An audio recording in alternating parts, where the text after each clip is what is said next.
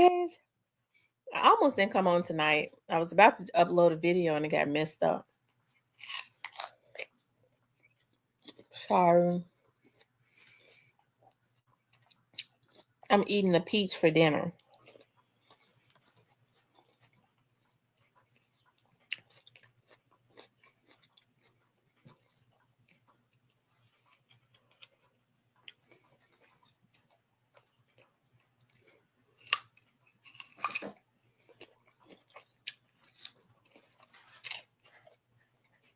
Hey, the Black Barbie, Diane, TB21. Hey, Harold. I'm eating a peach for dinner.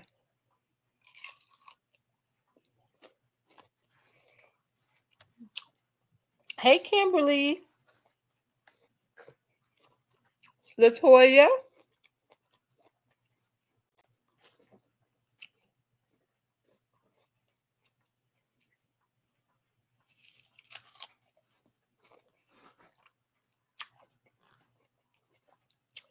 Hey, Kawana. Hey, Leo, Kansas City Chiefette. I ain't seen you in here in a while, Kansas City Chiefette.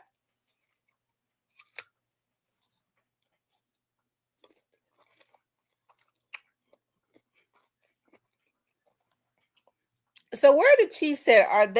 Is the Chiefs in Kansas City, Missouri, or Kansas City, Kansas?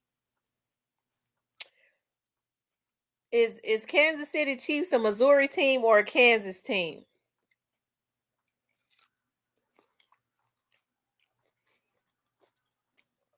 Hey, Miss Nelly.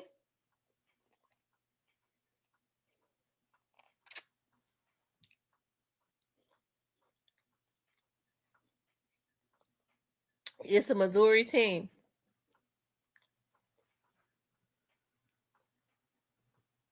What y'all doing?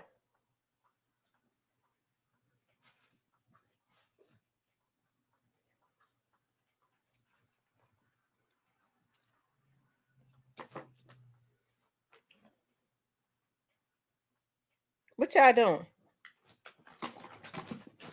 Y'all know how to watch them.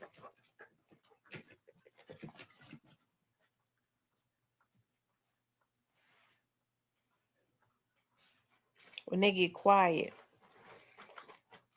Okay, so Missouri, because how far is Kansas City, Missouri from Kansas City, Kansas? Because I have family in Kansas City, Missouri, but they're mostly from Kansas City, Kansas. They're mostly on the Kansas side.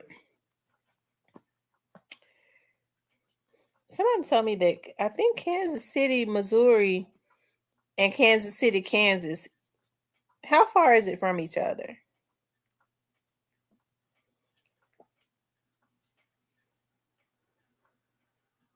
Hey, Pumpkin Pooh.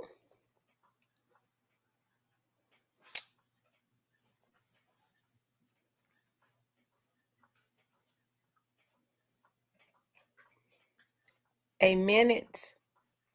So they're right there together? Hold on, y'all. Get out the way, because I don't trust these little mutts. What are y'all doing?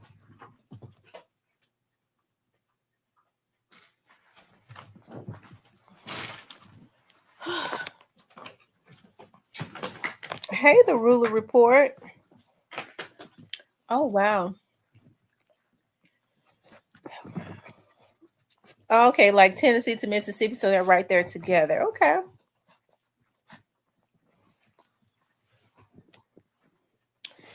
That's something, because their lingo and the way they talk is totally different from how they talk in St. Louis, Missouri.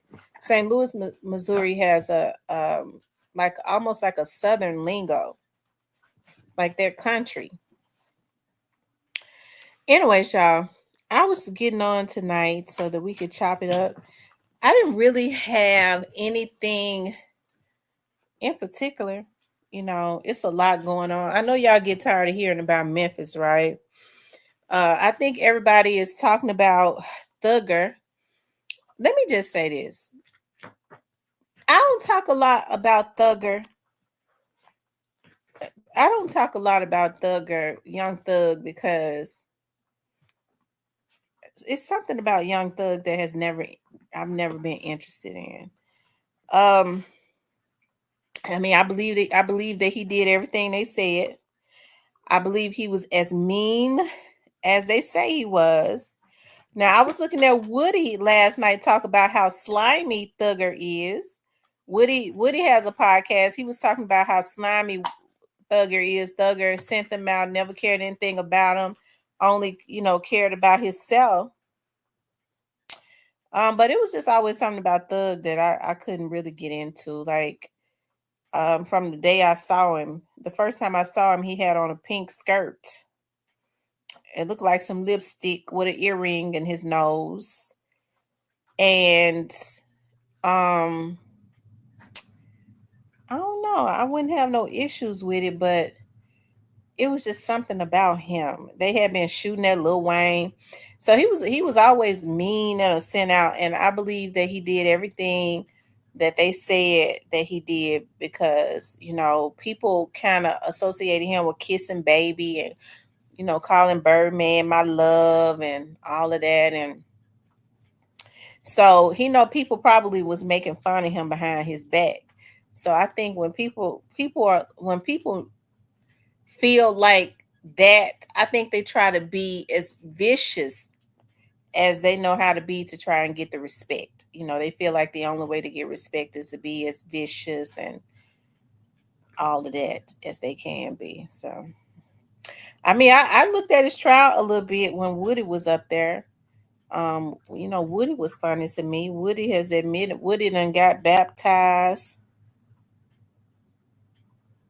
State Line Road actually separates Kansas City, Missouri and Kansas City, Kansas. Oh wow. So it's just like State Line Road in Memphis and in South Haven, Mississippi. State Line Road separates South Haven, Mississippi and Memphis. Hmm. I tell you. So, anyways, y'all, it's so much stuff going on in Memphis that it's ridiculous. Like, I don't really. It's really just sad. Um, to say the least. I don't know what's gonna have to happen. The only thing that I know is, and I guess it's happening everywhere. The only thing that I know is people don't. I think a lot of people are just hurting so bad they don't really have no regards for life. They don't really have no regards for life. They don't care about. Some of them wish to go to jail for the rest of their life. At least they feel like they won't starve to death. They'll have somewhere to sleep. They'll have somewhere to eat. They'll have food 3 times a day when their teeth are rotting out. Um, they'll be able to go to the dentist because they're gonna take them to the dentist. They got a rotten tooth, they're gonna get that pulled.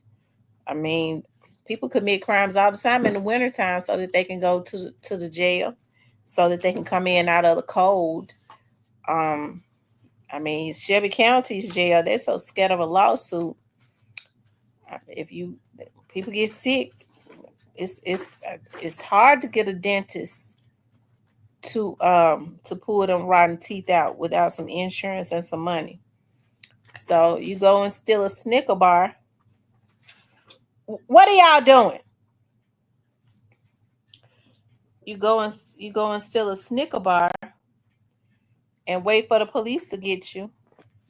Come to the store and get you. You go to the county. You slap the police in the face when they get there, and they're gonna beat the hell out you. But that'll get you a simple assault. You get to stay in there longer. When you get in there, your teeth and stuff rotting out. They're gonna hurry up and take you to the dentist.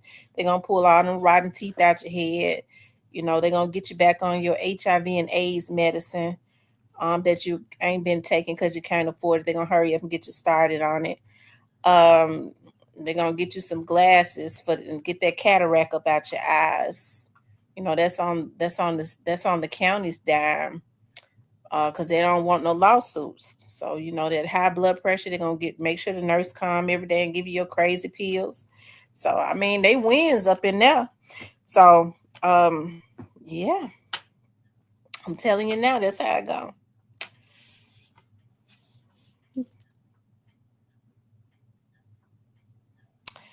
I agree with you on Thugger. During the trial, I kept wondering what's the appeal. I never saw or heard it. Um, they get the coat, as my grandma say, up in the jail. I mean, they get to coat as much as they want to. I remember when I was working for the sheriff's office, I went and did some overtime downtown. I mean, downstairs in intake, and I worked and released that night. It was this guy came through there with dreads all the way down his back. He called himself a thug. He was talking about the jailer. He was mad at the jailer, and he was like saying something about we'll take him and bend him over real quick up there one. And he saw me looking, sitting behind the desk, looking right in his mouth. It embarrassed him. He was talking to another one of the inmates, child. That's what they be up there doing. They be up there getting in booties. So that's why when they used to call the chief's office, they used to call the chief's office and poor girls. They just I don't understand. Um they used to call, I'm gonna get me a lawyer. They and my husband, they got him in the hole. I said, "Oh, okay." Well, I said, "Well, let me see something." I said, "What's his name?" I started pulling up his information. He in the hole, and it's a Priya type situation. I said, "Oh, okay. Go ahead, get your lawyer." I couldn't tell her that her man was in the hole because he hadn't got caught getting booties up there with his boyfriend. Um, but it happens. It do, and like I said, the only problems I have with it is that you're not supposed. There is no consensual sex in jail, so you're not. Even if it's consensual, they're gonna charge you a rape. Okay, there's no consensual sex in jail. Um, but yeah, I mean, when those transgenders will come in there, oh my God, the guys will be so happy. James says, can we get the likes up? Miss T working hard on her grinding to bring you great content. Thank you, darling. I appreciate that. And the like button is definitely free. As y'all notice, I've been mellowed out lately. I've been real mellowed out lately. I got some good things coming. I cannot wait to share with you all. Of course, you all know that and this is not being braggadocious, child. I want for y'all to come to my event. I want y'all to come to my event in December.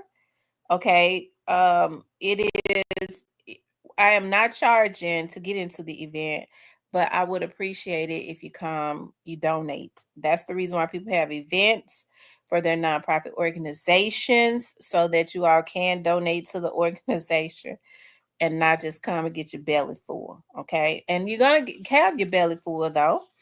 And you're gonna have a good time, child. You can leave your guns at home because it's gonna be heavily secured up in there. You ain't even got to bring them. Okay, it's gonna be heavily secured. So, um, listen, I want you to come and have a good time. Okay, just come with the right spirit, with the right heart. With the giving heart, and and how can I put it? I'm trying to find a way to put this because I'm trying to do good. If you got a stalkerish spirit, just please stay. I have a real paranoid spirit. Okay. I got a real paranoid spirit. If you got a little bit of stalkerish, if you're a stalker, just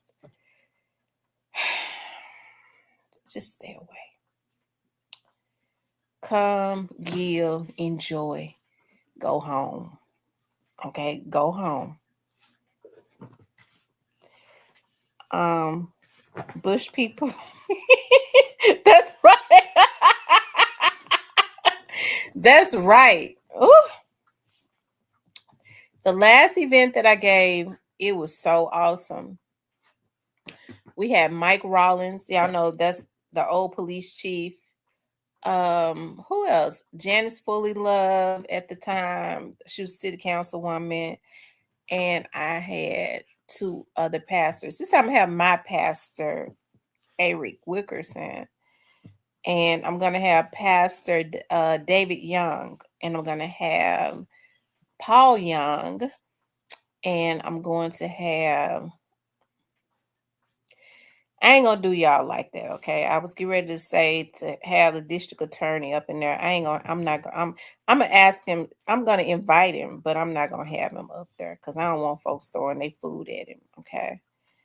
I'm gonna get one other person. I don't know who it is though. Get Dominique. Who was that? Who is Dominique Dillion? And then when that prosecutor sitting up there, was it? Who is Dominique Dillion?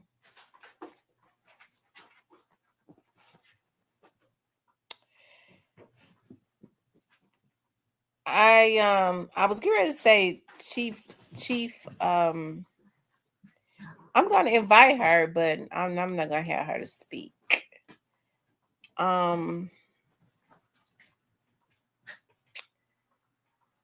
I want somebody to I'm somebody with a little fire. Y'all know we ain't had no politicians with no fire in them since Janice Fully Love, right? I'm the host. I ain't gonna be able to do it. And I can't have no fire in me when I'm trying to get people to donate to the organization. But y'all know how I do it though. I don't know any politicians that got fire in them.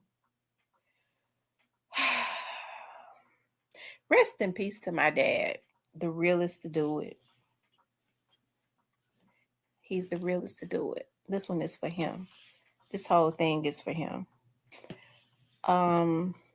Let's see.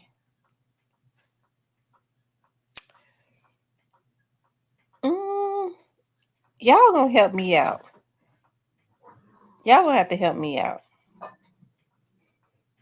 I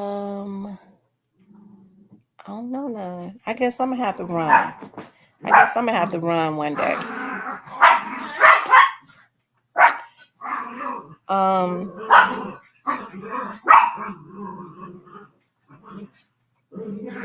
It's a shame these politicians gotta get it. I'm telling you, don't nobody want to speak truth to power no more. Don't nobody want to speak truth to power. So I don't understand it. How you gonna be? You're gonna be elected for something, and you scared to do what you're supposed to do for your community. You are you bought before you get up there. Don't y'all know when these people? That's why I always say, I ain't gonna get into politics tonight, but I'm gonna say this. That's why I always say we have to support, we have to vet somebody, and then we have to support them, even if we have to go through our community giving $1, everybody giving $1 to ensure, and getting out and voting to ensure that the person wins. I thought about, I may get with my auntie on this. My auntie has a nonprofit that serves the community in North Memphis. I told y'all my dad grew up in North Memphis until he was, I think my auntie said my dad they moved to Whitehaven when my dad was 16. Because that's when he met my mama. Or 17. 16 or 17. They grew up in North Memphis on Norman Street. And so that's why my dad, even though, but my dad went to the army at 18, so he basically grew up in North Memphis. That's why he always had a heart for North Memphis. He would pay Miss Gurley's to open up on the week before Thanksgiving to feed the whole community. My auntie has an organization that services the North Memphis area. Okay. So I'm gonna get with my auntie and see if we can do something. It's election season, about getting people registered. Of course, Heidi would definitely get with me on the expungement clinics and stuff, getting people. Let me just say this, y'all. One of the, well, maybe I shouldn't. Well, I mean, I ain't no damn politician. Why I got to be politically correct? I just don't believe no sexual predator should have his background expunged. I got issues with that. Okay. I ain't gonna even tell no lies to you. James said, Miss T for City Council, that sounds good. You go, girl, in my Martin Lawrence voice.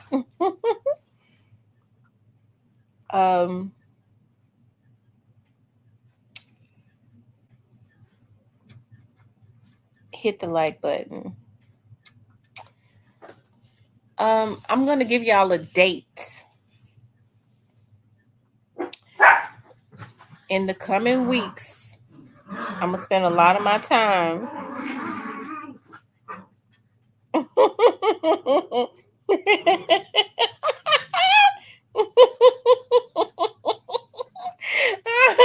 begging for money. I gotta go to the Memphis Police Organization. I already for sure. I know I got some places that's going to donate so that I can. I already know where. Hey, y'all stop! Folks already talking about y'all. Ooh. Hey! I have to send them to obedience school or something. You're right, Tamara. I effing hate sexual. Yeah, I don't like no sexual predators. Period.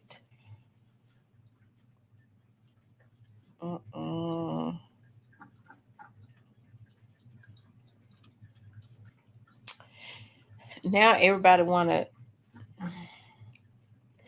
Lord have mercy. Lord, they be one. I know, Lord. Oh God. Mm-mm. I be wanting to be politically correct so bad. Y'all, it hurts me to hold my tongue. It hurts me. Everybody want to have some type of recovery house so that they can get money from the government. They take these predators and they get these houses and they make them into what do they call them? Y'all, what do they call these houses? Rooming houses. Okay. I was up there. I had a case up there on hey. Up there off of Parkway. And I see they taking a lot of those houses and making them into like rooming houses. Now, I wouldn't have no issues with it, but they're also making them into like rehabilitation houses for like predators. Okay. And the only problem with that is like these are in neighborhoods that children walk. Okay. I can remember years ago when I was looking at this like Memphis Police did this documentary in the early 90s. And in that documentary, this man was a predator. They made the scene of a crime up in South Memphis. Stop. Move. Up in South Memphis. And the guy had felt on one of the little girls in the house. Well, he had been to jail for doing it. And so they sent him to church and they say they got him delivered. And he was very honest with the police. He said he had been telling them, do not leave these kids around me. And he said that they told him he was delivered. He said he don't be wanting to feel on his little nieces and stuff. But his mind, he said he kept telling his mama and them he's sick. And I felt like the parents, that the adults should have gone to jail because if somebody is telling you that they're twisted, they already been to jail for fondling little girls and stuff, family members and stuff. Why would you send him to church and get him baptized and then say you delivered? You can watch these kids, you delivered. I think that's one of the things in our community that's got a lot of people messed up. A lot of people in our community that was molested. You gonna get your ass whooped. I'm not playing with you either. That was molested. You know what they say in our community? What goes on in our home, stay in our home. Now, I don't. I never knew. Well, yeah. You know what? I do. I do. I did. I do have some family members that was molested. Okay, and they never said anything about it um until they were adults.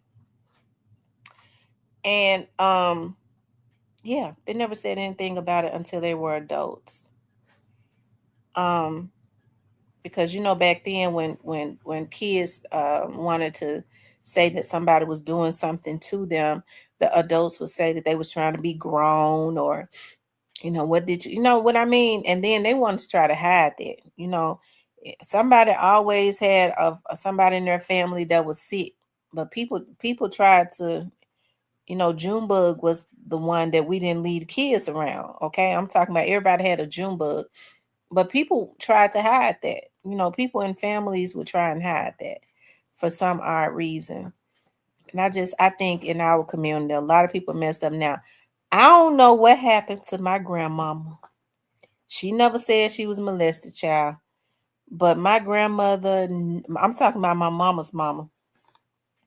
My grandmama didn't allow me to sit in no man's lap. She was she always, I mean, I was self-conscious for a real long time. Like we had to cry, like we couldn't have our legs open around me. You know how kids have their legs open sitting in the floor? We couldn't do that if men were around. I couldn't sit on none of my uncles and stuff lap. My grandma wouldn't even. My grandma used to tell me, like, when my dad would come and get me, and I would go spend. My dad was real affectionate when I was a little girl. He used to always want kisses and stuff, and it used to be so embarrassing. My grandma used to always tell me, like, right before I would go with my dad, you already know you don't let nobody kiss you in the mouth. Like my dad used to want to try to kiss me on my lip. I remember I used to tell my dad as a little girl, no, my grandma said you can't kiss me on my lip. You got to kiss me on my cheek. So, I mean, I didn't kiss my kids in the mouth. That's just something that even with my family, we on, and my grandma kissed us all of the time. We just couldn't kiss in the mouth. So I never heard her say. She told my grandmother was very feisty. I don't think nobody was brave enough to do nothing to her. She was always real feisty and stuff. So I don't know what went on. Definitely not my great grandfather. He was a good man, but she was just really strict about that. She was very strict about that. I ain't spend the night at folks' houses either. Not really. I think I was allowed to spend the night at Venice's house. I could spend the night with my cousins. Some of them. It says positive vibes facts. My grandma always told me that men has chicken brains. They right. My grandma used to say that it like if little girls are not supposed to sit on a man's lap, because when you sit on their lap, when you sit on their thing, it's automatically stimulated. That's what she was saying. I never allow my girls to sit on nobody's lap either. I never allowed them to be running and jumping up on nobody's lap. My girls never even seen. My daughters saw one man come to our house, and they saw him leave too that same day.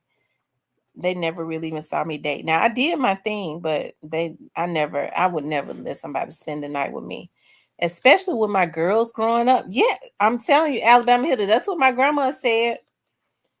Yeah, that's what my grandma said, and that's how she felt too. She was old fashioned like that. Hmm. So she was real strict about that. But my great grandmother was very strict. She didn't allow my grandma and them to sit on nobody's lap either. He said we live by the same rules. Yeah, because you know what? I have cousins and stuff that would not change um any of the girls' diapers. And I'm serious. If it was we had a girl baby in the family, like they would play with her, all of that, kiss on her, love on her. When it was time to change her, they'll bring them to one of us. This baby need to be changed. If it was a girl, this baby need to be changed. Y'all change her. If it was a boy, they would, but if it was a girl, they would bring the girl to us.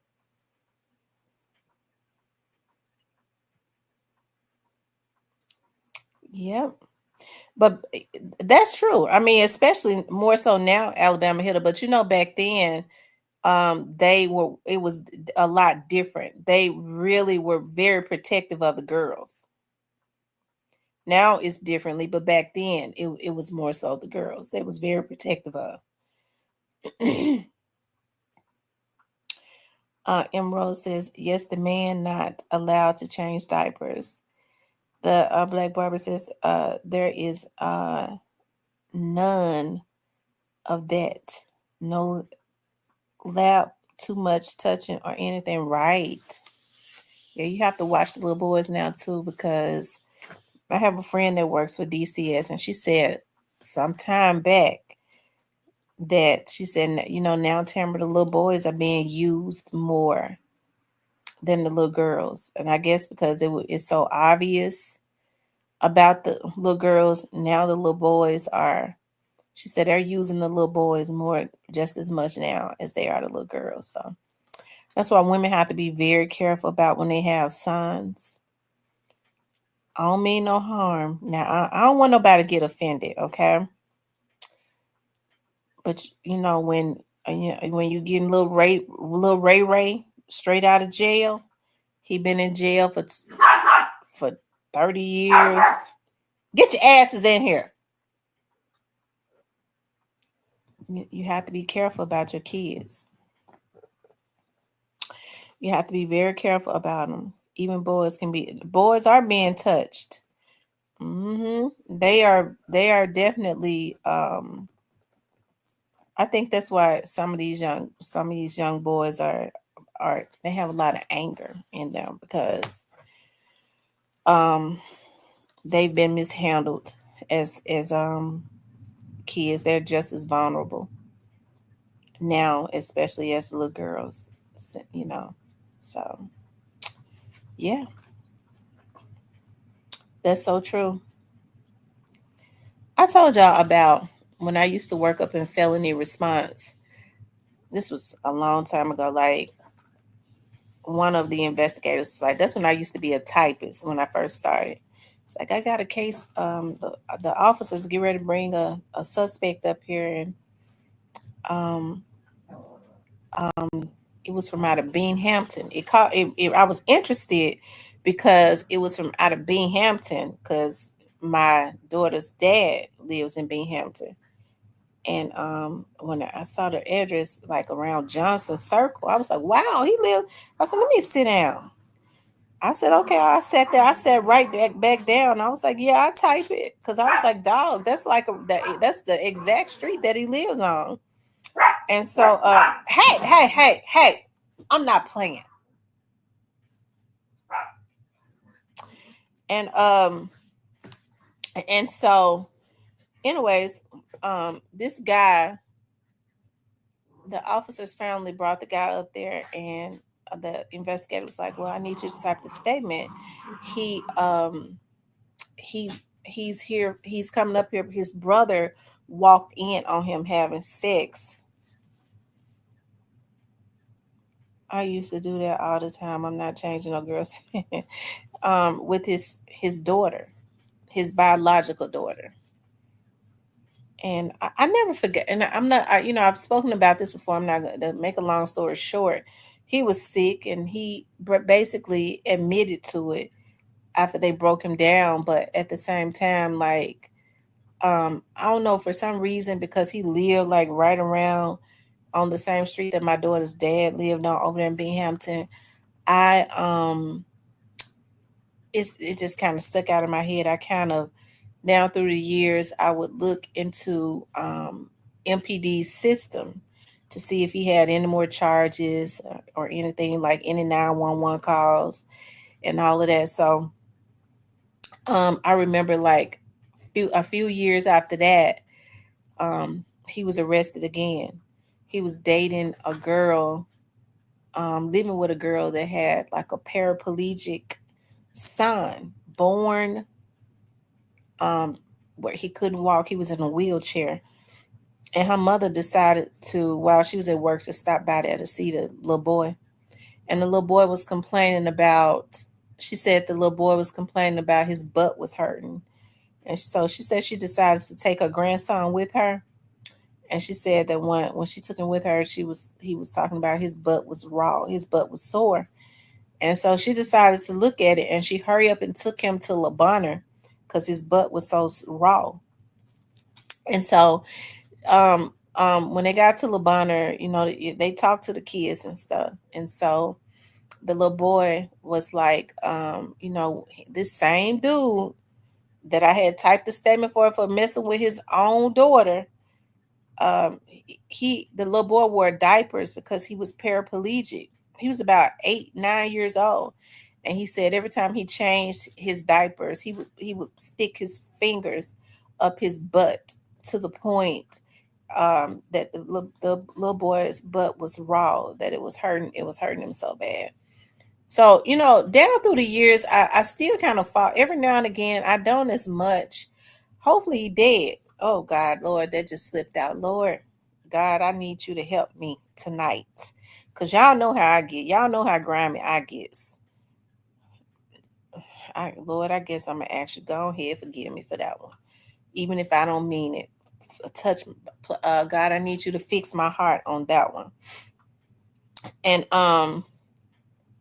but I looked in. It's funny because I thought about him. I thought about that there was a rapist in Binghamton that they never caught. And I know everybody from Memphis remembers every summer there that this guy would strike, and then some summers he would go without striking. I bet that was him. Well, that's been years ago. Let's see, my daughter is 27 now. So she was, that Binghamton guy was striking before she was even born. He probably, that guy hadn't been in the system. He probably did. He somebody probably took him on out. Maybe he croaked because I can't see him not being in the system, and he's a predator. Okay, because they have to strike because it's a sickness. Maybe he's sick or something. Okay, maybe he on his back, pissing and shitting on himself. Okay. Um. Anyways, I be hating to talk about stuff like that sometimes because it makes me real mad. So I think that, hey, I know damn well y'all ain't somebody gonna get their ass whooped, and I'm not playing.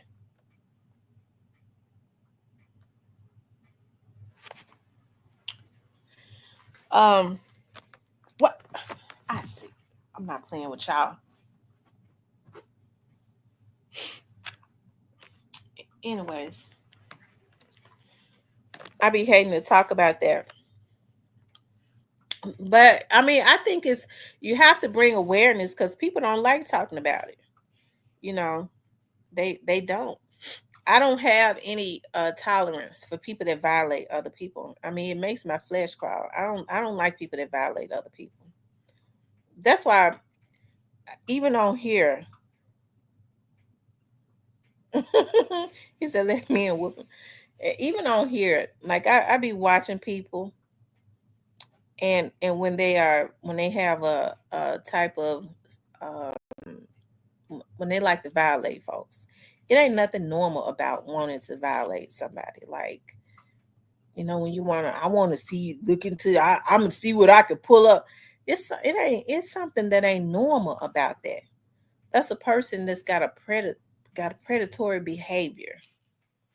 Okay, so they always talking about, well, she always like to go to the police. I sure be going to the police and having them and putting the police on them, because I know that you don't ever know how these folks is up in this internet world. Y'all see all the shit that a vlogger was doing, and he was twisted. So yeah, I do. I don't be lying. I do's it. I sure do. Cause I don't know what these people are capable of. There's so many folks that's mentally ill. It's so many people that's mentally ill. You have to do that. I think you should do it. Okay. And so what I have to do is, what you doing, girl? What's up in your mouth? Look at me. What's up in your mouth? So I have to have, I just think that it's only right for me to have stuff on file when I have to knock somebody down. Because if you come to my door, that's what's gonna happen. I'm gonna knock you down. You're a threat to my person, and I can't be going through no trials and all of this already documented. Leave me the hell alone. I done told y'all I'm paranoid.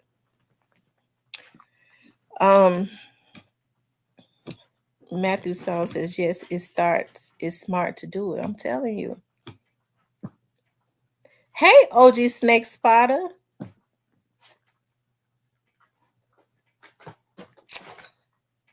Mm-hmm.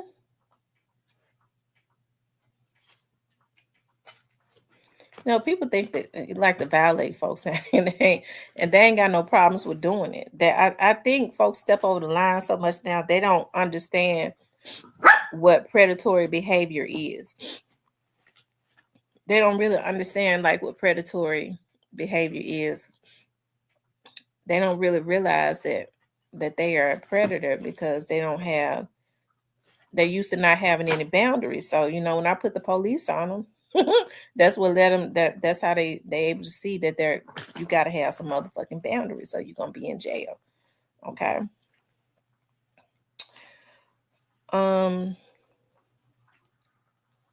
Yep.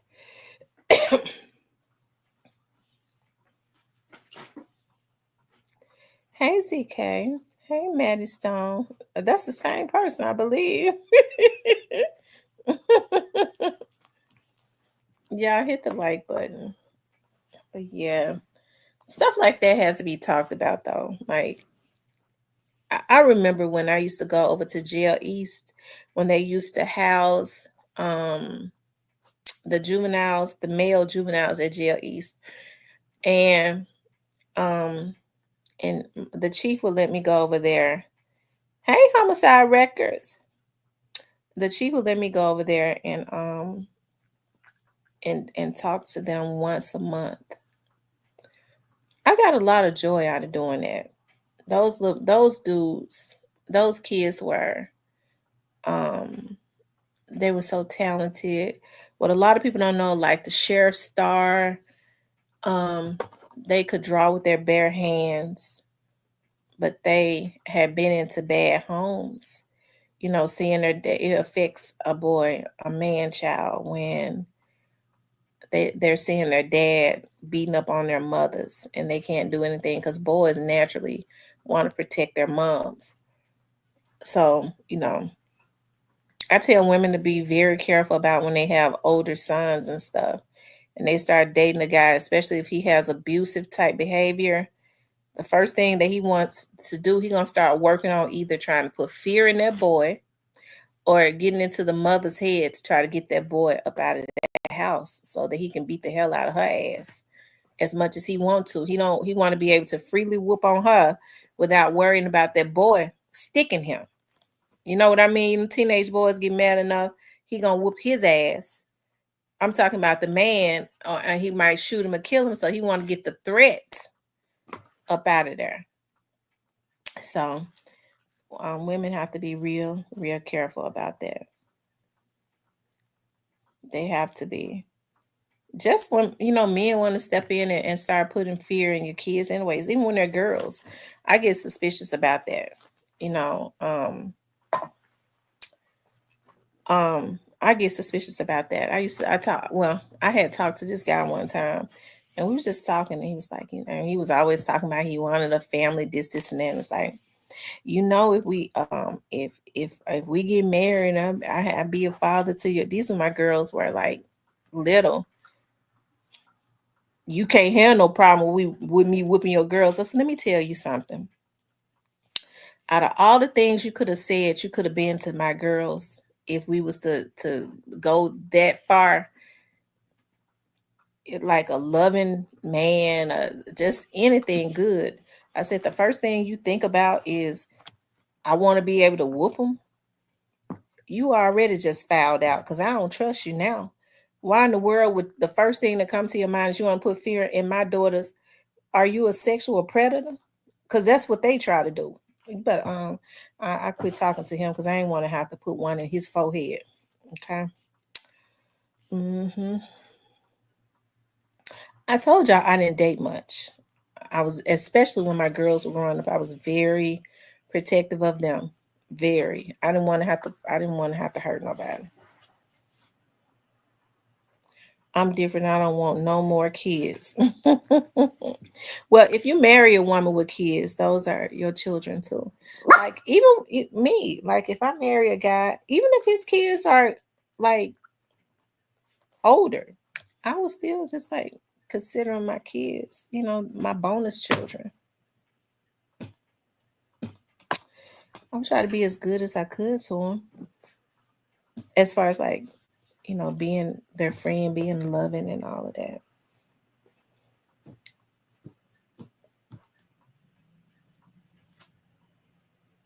I think I got one more kid. Diane. Diane, you probably gonna get yours. I'm telling you, the way y'all do it, you probably gonna get your baby before it's over with. Look, who was that in the Bible?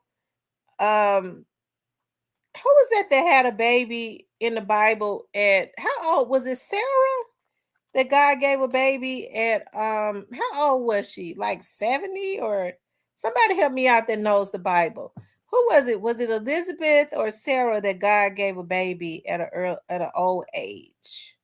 She said, God has made me laugh. God has made me laugh. That's what I say if I got pregnant. Lord, I'm going to laugh until I cry, until tears start flying everywhere. She said, dang, you better work. They say now women get pregnant. I'm look, y'all, I'm on that Geritol. I'm on the Geritol. And these men better be careful when they take this Geritol. Because that's how they get babies.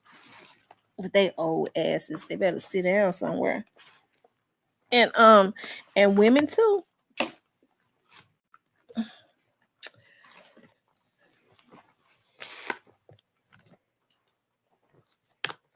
And women too.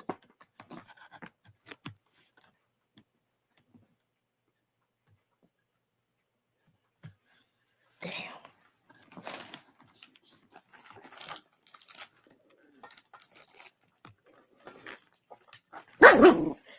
Look, I'm not playing with you.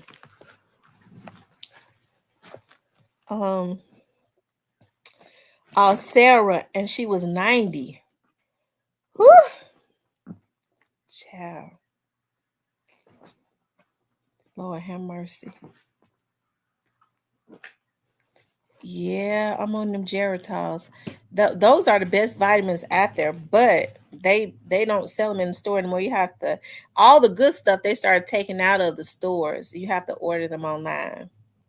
I got them Geratols give you energy, and they will. I don't know what they have in them, but they make you real fertile. The guys that's on them, they don't shoot no blanks. I'm telling you that right now. And with the women, it might be the reasons why I be going for my annual. I don't know how the doctors do it, but they could tell you how frequently you're ovulating. I'm not lying, y'all. I know I'm going through the change. I know I am. I'm supposed to be. But y'all know my doctor was like, no, you're not going through the change. You're ovulating at the rate of a girl, a 29-year-old woman. I said, the devil is a lie. All it's gonna take is some old, what they call it, potent man. Ooh, Lord have mercy. I don't want to think about it because God gonna make me laugh till I cry. Bad as my nerves is to have to deal with a man and a baby at my age, my nerves is real bad now. I be loving it with my grandbaby when I go get my grandbaby and we go to Sonic and we get ice cream and we laugh and talk. I don't know what she be saying. And we have fun. I video record it and then I kiss on her. I get all the kisses I can get and I give her right on back to her mama and pull off the child. And that's how I like it. She had ice cream all over her clothes and all over her face. And I don't have to worry about changing her clothes, child. That's her mama job. I hands her right on to her mama. Her mama done worried me enough, especially her mama. Her mama crazy. Diane says it's one of two things going on right now. I'm going through menopause or I'm pregnant. You might be pregnant, Diane. You might be pregnant.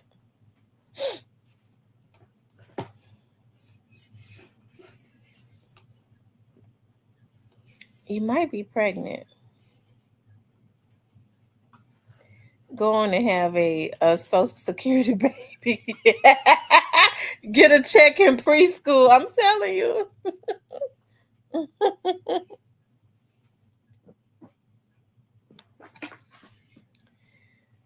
If they mama stop them from tweaking, that could happen. God does not give us anything that we can't handle. Well, I would like to see the child get grown. Shoot. Oh, Lord have mercy. Janet Jackson had a baby at 51. Oh my God. But see, Janet got nannies and all of that, you know. Having a baby at 51. I mean, I guess she'll still be young when she'll be 69 when he turned 18. At least he'll have a trust fund left behind. He ain't got to worry about nothing, child.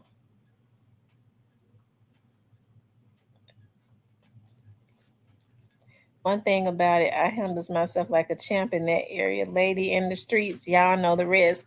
Okay. I said I was gonna make. I said that I wanted to do because I used to like to do T-shirts just for fun because I love different slogans. And I had a T-shirt. I had the guy to make me a I had the guy to make me a specific the logo, like the girl on the logo. And I had a slogan on there. And I had said I was like, what I was gonna do is like when my friends have fun parties, I was gonna take the t-shirts and sell them at the fun parties. But girl, my nerves too bad to be dealing with a bunch of damn crazy ass women all of the time, especially of that caliber. Now it would be different if it's like a lot of business minded women that they understand that you come to a fun party not to just drink up all the liquor and eat all the food. You actually go to a fun party to support the person that's giving the fun party. I mean, that's why I've always gone, right? That's why I've always gone.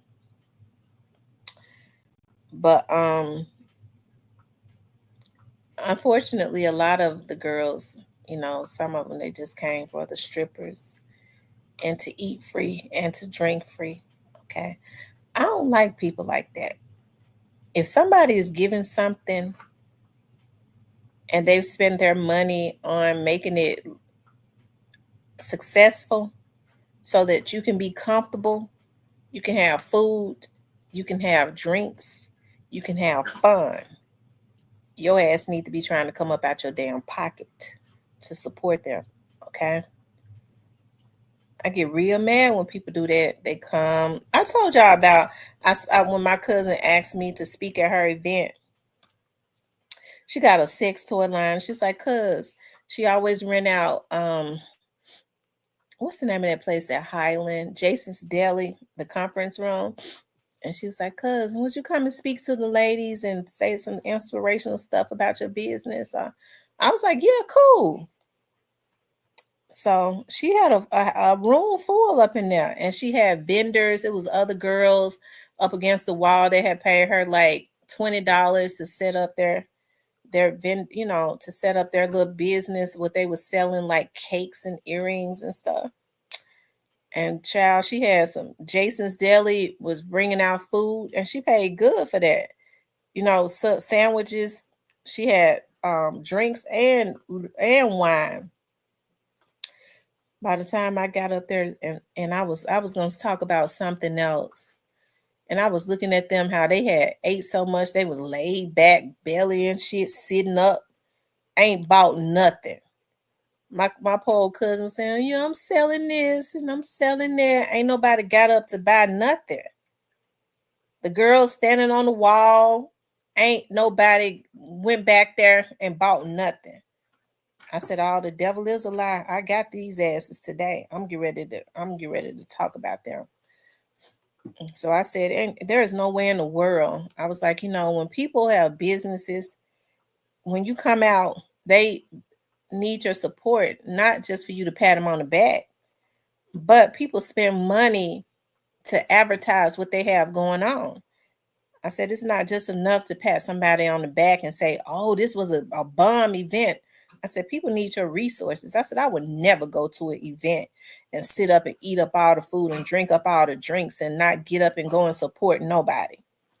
I said, before I got here, I stopped at the bank, and I'm going to go back there and buy one thing from everybody, even if I don't need it. That's how people's businesses thrive. They need your resources. They need your money. It takes money to keep a business going.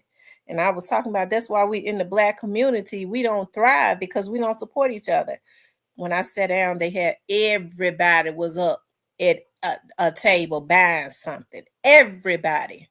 I said and I convicted their asses, and that's what I meant to do. I want to come and eat up everything, drink up everything. I don't want to support nobody. Hell, stay your ass at home. You could tell me good job on the phone. And so that's why I'm inviting everybody to my event that I'm having in December. It's a fundraiser. It's a fundraiser, okay? That's what it is. You're going to eat good. You're going to get to meet your local politicians. You're going to have a good time, but it's a damn fundraiser, okay? I'm telling you that now, okay? But I want to see you there, though. That means you're going to have to pull that wallet out. Bring your checkbook. We're doing some good things for the community, okay? I'm already begging for money to be able to, for my sponsors, to pay all these people that I want to pay. I got to rent out the place, pay for the food, pay for the catering, pay. The bartender is gonna be there. Y'all pay for your own drinks. If you get funky drunk before you take just go ahead, stay on at home, okay?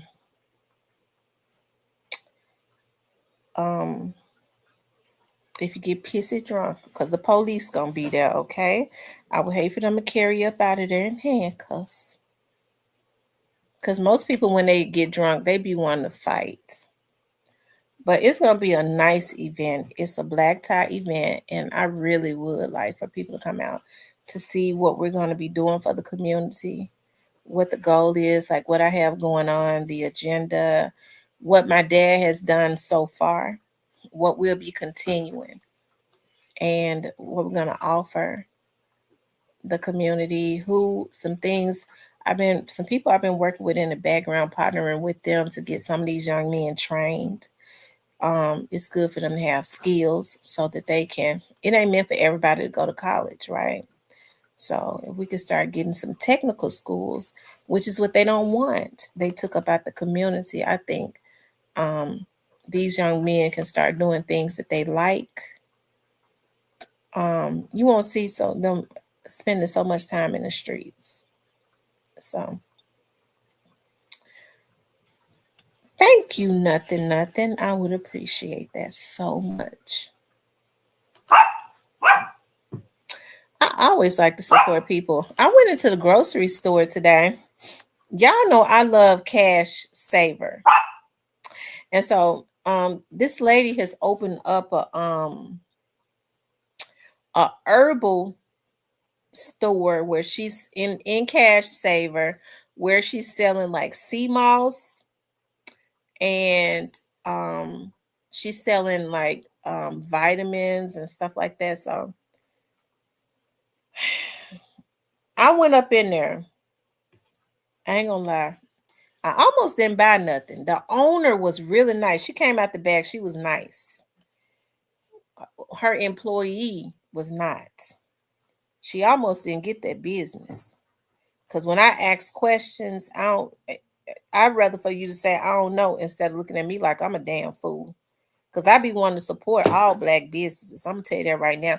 I will support you. I ain't got no issues with it. I see you a black, especially if I see you a small black business. Hey, you got the right type of attitude. Cause some people just nasty. But I be trying to support you. I went in there and dropped some money. I mean, she said, yeah, I think your iron is low. I said, really? I said, well, I'll take some sea moss, and I'll take some I bought some liquid iron, and I was getting ready to buy something else, but she was talking about, well, we put it out in the store. I said, I ain't going to get back in line. Whatever I can't buy in here, I'll get the next time.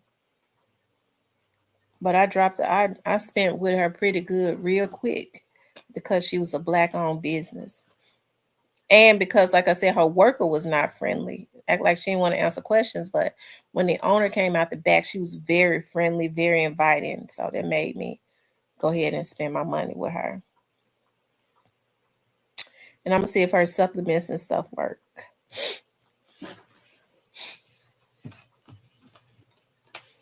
I like to support black businesses. You tell me you're a black business. Let me tell me what you got going on. If you know, and I mean one to support. Dominic Petty says, I went to a gala Saturday. It was a scholarship gala for high school who want to learn about financial literacy. Yeah, financial literacy is so important. I'm trying to get my sister who works for a bank, and my sister works in she's worked her way all the way up. And the bank that she works for, they taught them financial literacy. The CEO of the bank would have a networking events for the employees at his house, at his big old mansion, and they would get there and meet, network and meet people. And yeah, she knows about credit, um, how to um, get your credit score up. You know what I mean? Like she don't charge for it. It's just she taught me. I just got a high rate debt ratio. I'm just saying that now, because I guess everything when you finance a business, I'm telling you, you will max out. But I'm paying it all down. I ain't ashamed to say it. Shit. Cause I be like, well, I want to upgrade this. I want to get that. I want to get that. My debt ratio be up so high. But it ain't up as high as it used to be because when I had to move back into Shelby County, I saw my house. My debt ratio ain't up as high as it used to be, but it's getting ready to go back up high because I got to have me another damn house. I can't take paying. I can't take paying rent no more. For because I just recently moved into a townhouse. I can't take paying rent. I want some. If I'm gonna spend all that type of money, I got to have me a house. It's about to do something to my nerve every month, paying high rent for something that's not yours. I promise you. But I'm gonna have me another house next year. I want to stay where I'm at. The houses where I'm at is so expensive. I'm just believing God for me to hit the lottery. I just wants to hit the lottery. I do. I want to hit the lottery and I could buy a house where I'm at. The worker probably didn't know. Oh. hmm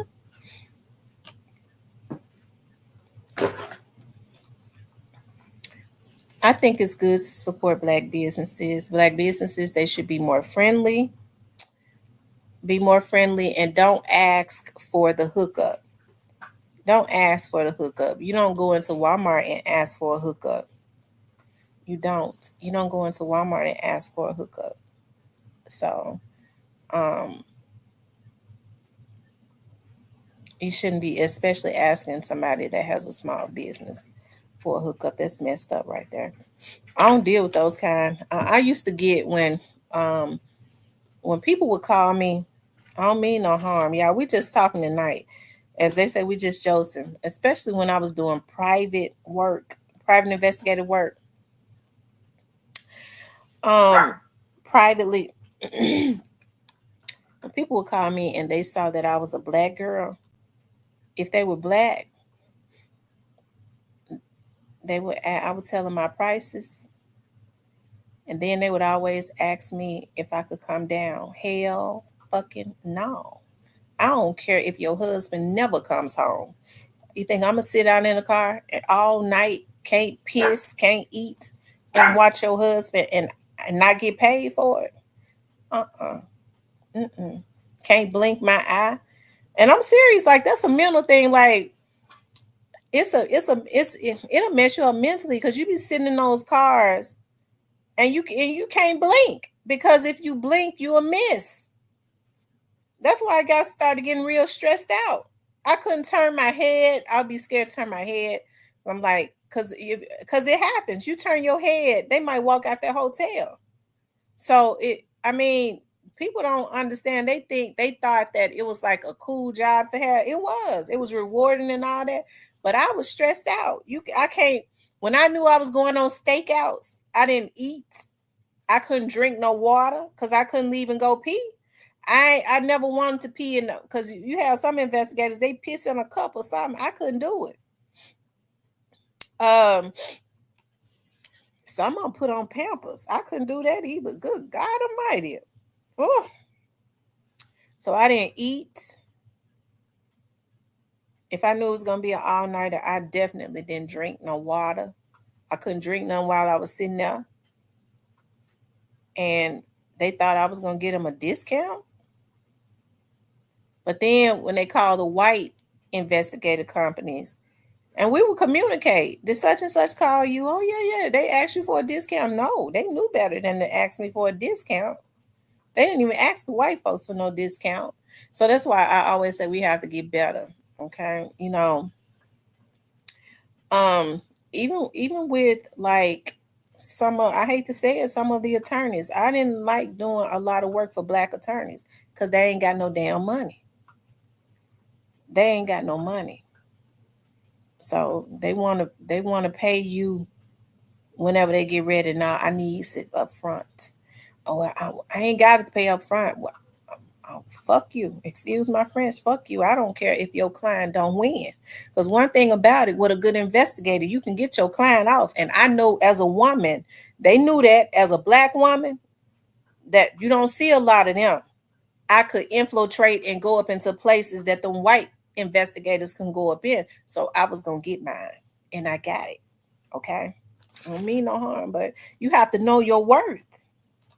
Ain't no white investigator gonna be able to go sit up in a place in certain places and not be noticed. They knew I could slide in and blend in, but they was gonna pay me. The white attorneys didn't have no issues with doing it. Leslie Ballin and Steve Faris and all of them, I'm getting it right off the bat. I loved it when they called. Them black attorneys, I had to look at a lot of them. Some of them were really good, but for the most part, when they was on the right thing, they would just call and say, "I'm gonna send you the client." Because a lot of times these attorneys want you to go through them. They want to get the money from the client and get all the money and spoon feed you. I didn't work like that, so that's the reason why I just didn't work like that. I knew my worth. I knew how to get people to talk. Even with those defense attorneys, I helped them to get a lot of damn cases thrown out because I knew how to get people to talk. I could get them to, I can get whatever I wanted to get out of them. They already knew that. But I got burned out with that stuff. Don't want to pay. Sitting up, can I pay you on terms? Hell no. I need my retainers right up front, just like you get your retainers from your client.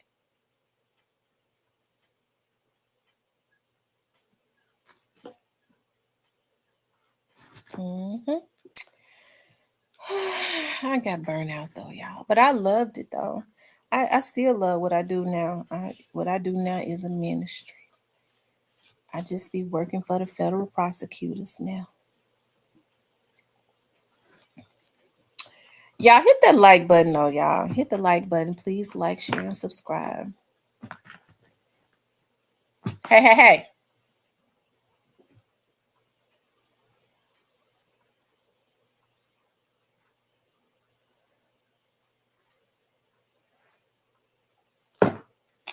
And I would say that too. If you got a business, know your worth. Don't let people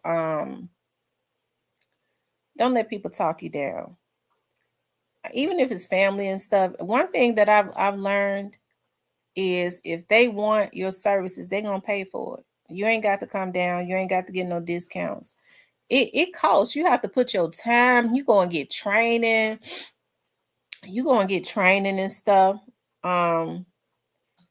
You go and you go and get all, you go and invest in yourself so that you could sell a service just to give it away. uh-uh Y'all know how many nights I would hate to get up. I'm telling you, like, I knew, like, if the client was like, well, my husband is gonna go to work he leaves the house at 11:30. He leave the house at like 1:30 in the morning. He say he going to work. Y'all know how many nights I had to be out waiting on somebody damn husband to go lay up with his with his woman and sit and follow him and then sit out there and wait on him to come out. And you think I was gonna give a damn discount out in the dark? Oh, hell no.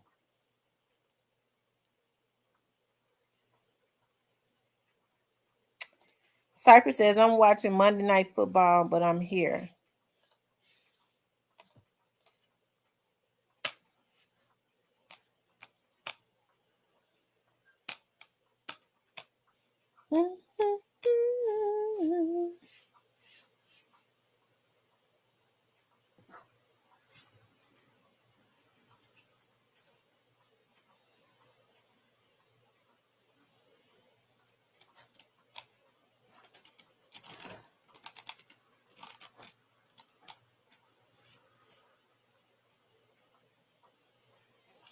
What's up, the Cype Dog? What's going on?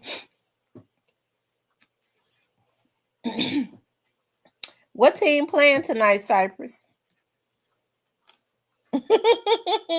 She said, did you bet with Quit? Cypress said he was going over there and bet with Quit. Cypress, you been over there betting with Quit?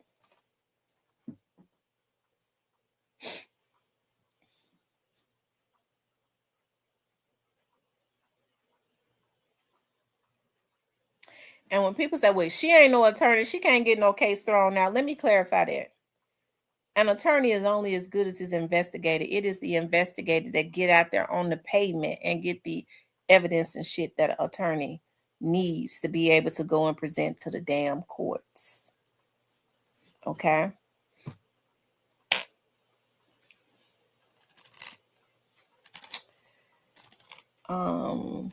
Just watching Minnesota Vikings and Chicago Bears.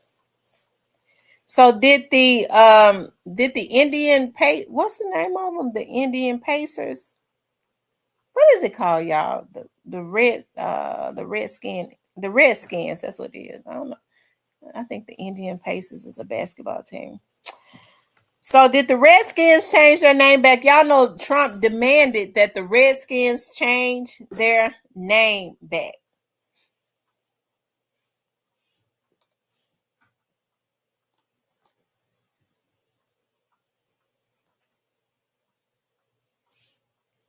Oh my God. So you all are up there by Niagara Falls. I'm gonna tell you what I'm gonna do.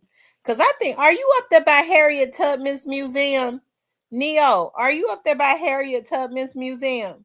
What I want to do is I want to rent a bus and I want to get some children like that are in programs. I want to get some more people that have nonprofits and of course along with their parents, get some of the local politicians to sponsor it, and we go with their parents, because when I go with kids, I like for their parents to be there. Take them on a trip up to New York. I think it's Auburn, New York, to take a bunch of inner city kids from out of Memphis up there to physically see the Harriet Tubman Museum. That's what my dad and I was working on before my dad passed away. Hey, Miss D, I think that would be so awesome. I think that would be so awesome. There's so many kids that have never been out of Memphis and they don't know anything about Harriet Tubman. I want to see the museum. I think it would be good to see her. That's her house. That museum is her old house.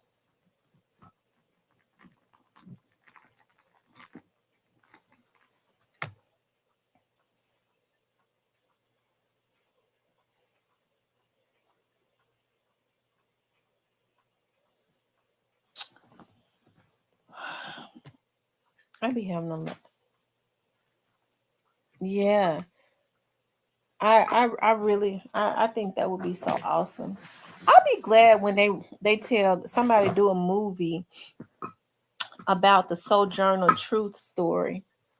They don't talk a lot about Sojourner Truth as they should. My head stopped up. Hold on, let me blow my nose.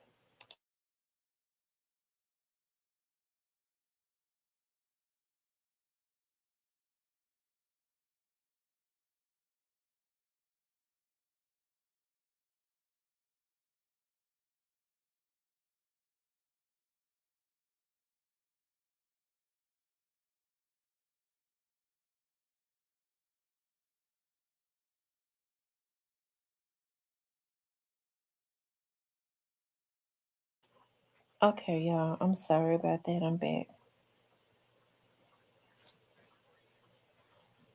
Oh Lord.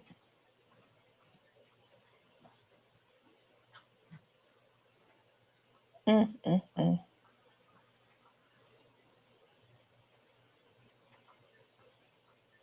Hey, Rage Against the Machine. How are you?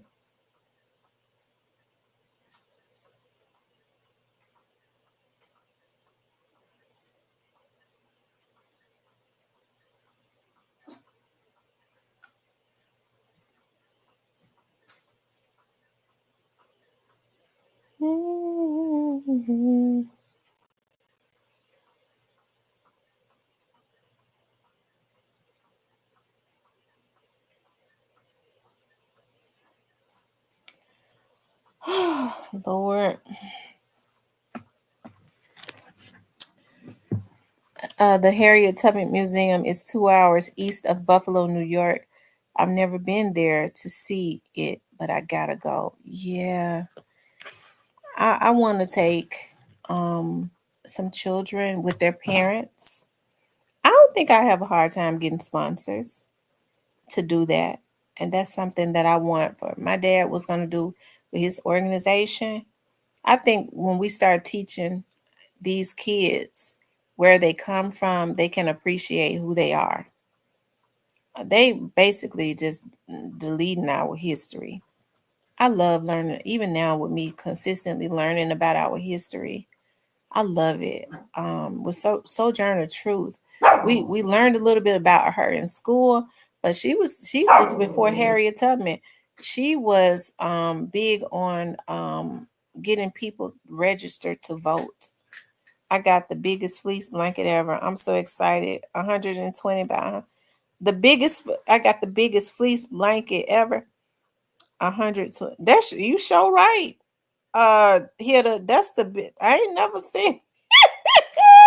Usually, where you get it from? 120 by 120, Lord. That's a big blanket. Neil says you can always bring the kids here to see the museum, then drive back to Niagara Falls to see the falls on the U.S. side. It's safe there. Oh, wow. Okay. It'll have to be in the summer. Amazon is gonna be awesome. How much you pay for it? That's big as a damn rug.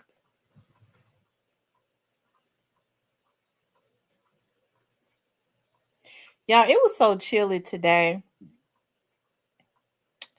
It was so chilly today. Oh wow.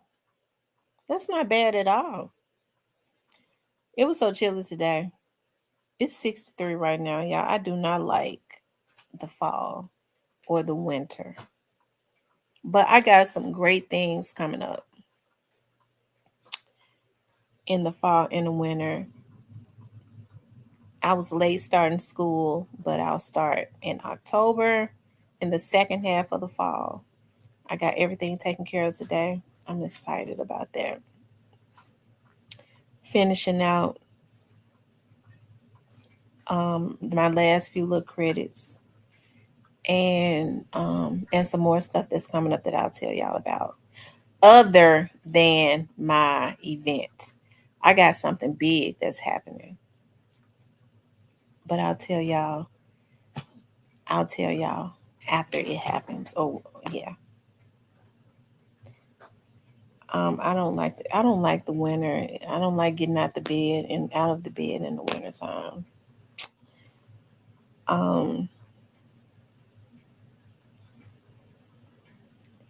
I don't when it's cold. I was at 201 today. It was so cold up in there. It was ridiculous. So I guess they don't turn the air on. Yeah, it be so gloomy. It gets dark early. I don't like it. Around the wintertime, it starts getting dark at 4 o'clock. I be so happy when spring come in. I be just wait. Spring is my favorite time of the year, anyways.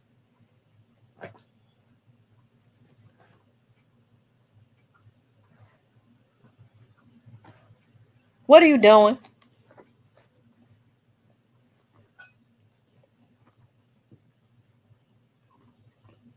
Yeah, I know it be so cold. You don't be wanting to give up that bed.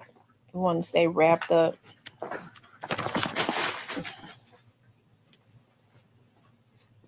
The only thing I mean, I don't even like. A lot of people say I do my best dressing in the winter, child. I be trying to put on a sweatshirt and some big oversized sweatshirts and tights and boots. That's how I do it. I got all kind. I like fur boots. I ordered me some the other day, some more, and that's how I do it. Leggings, oversized sweatshirts, and boots. Miss T, look up the Colored a Musician Club and the Underground Railroad landmarks in Buffalo. Okay.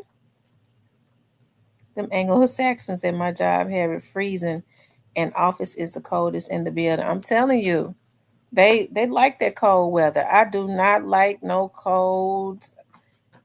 When I used to be when I used to do traffic, and I used to have to ride with some of those white PSTs. They used to want to try to have it freezing, like they wanted the air to be on like 40 in the car 50. I said, no. I don't know how you ain't got snot running everywhere. No, Lordy. shit. It's.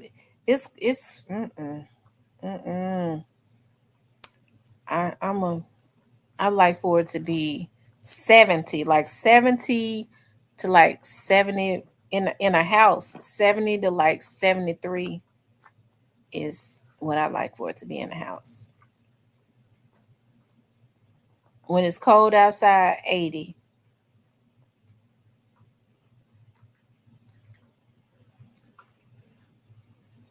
And I got a feeling it's gonna be getting cold real early.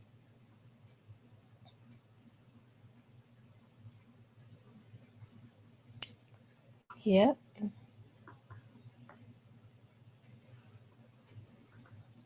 And the weather outside is spiteful. I need to give me some hot chocolate. I normally always keep hot chocolate for the winter time.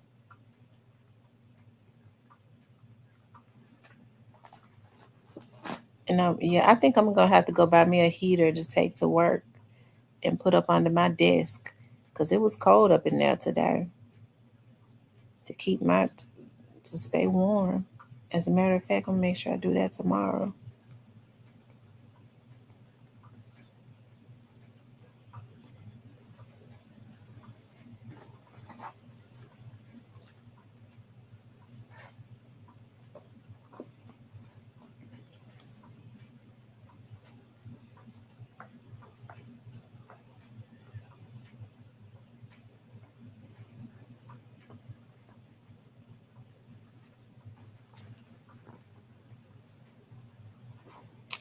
Um, hey Miss Keita. But other than that, y'all, what Cypress never answered the question. Cypress, did you go over there and bet with Quet? Cypress said he was gonna go over there and bet with Quet. Did he ever go over there and bet with Quet?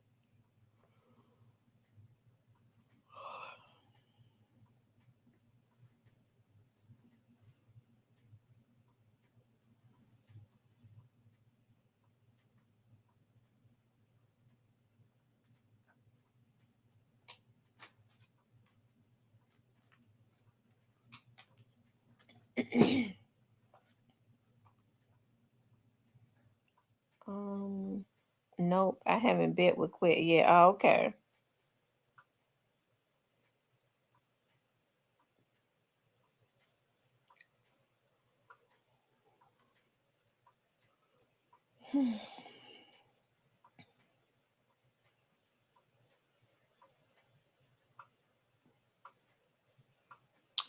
Yeah, I was looking today. I saw where Moneybag.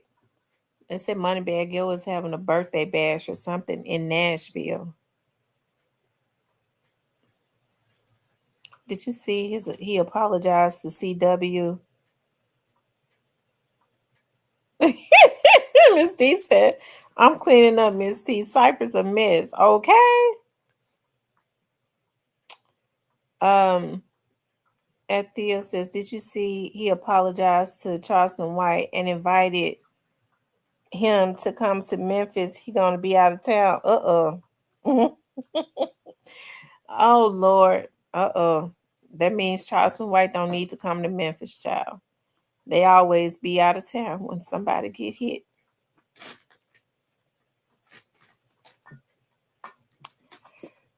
That's the game.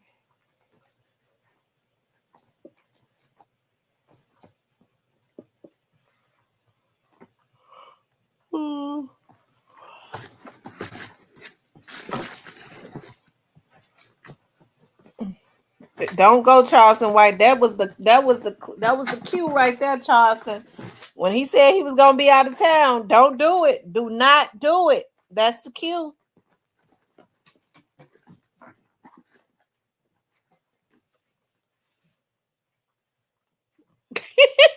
That's right. That's right. That's right. Hitter.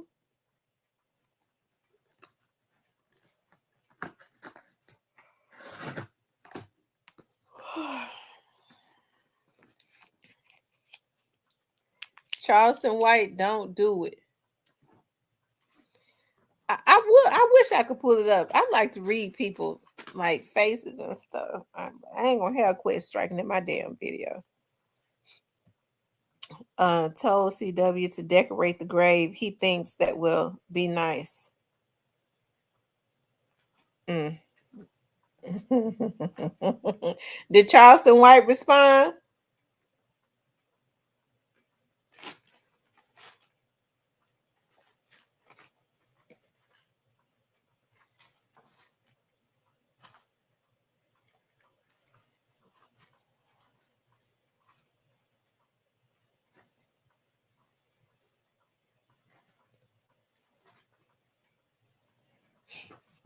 Did Charleston respond?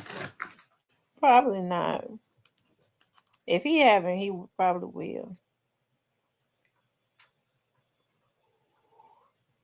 Mm.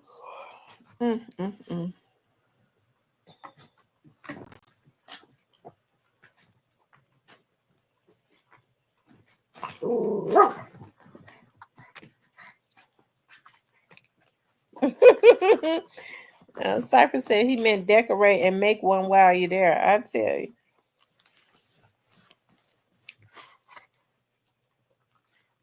I saw something today. I said I wanted to share.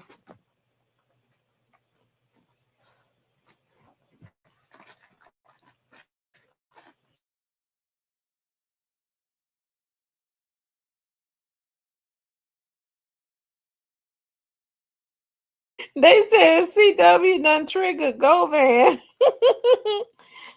After it says don't know because I was laughing and saying don't do. I'm telling you that when he said I'm gonna be out of town. I said don't do it. Charleston, don't do it. He gonna try to say he gonna have somebody waiting.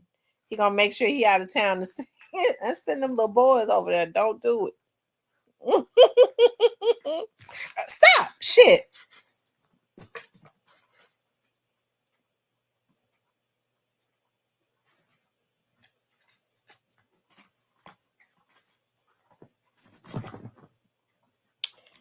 Thomas Harris says, talk about the real. What you talk about the real?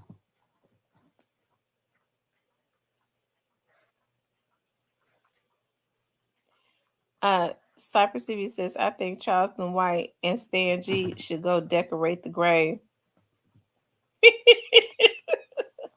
I think Stan G asked Govan for a boxing fight. I think he asked him for a boxing fight.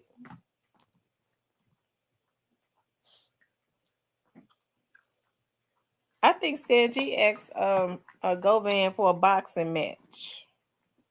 Who y'all think will win between Stan G and Govan? Yeah, hit the like button for me.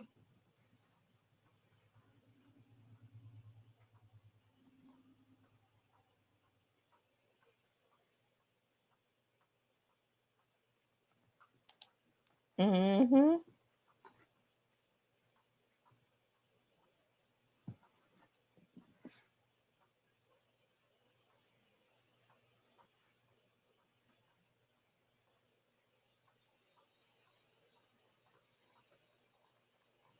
Mm-hmm.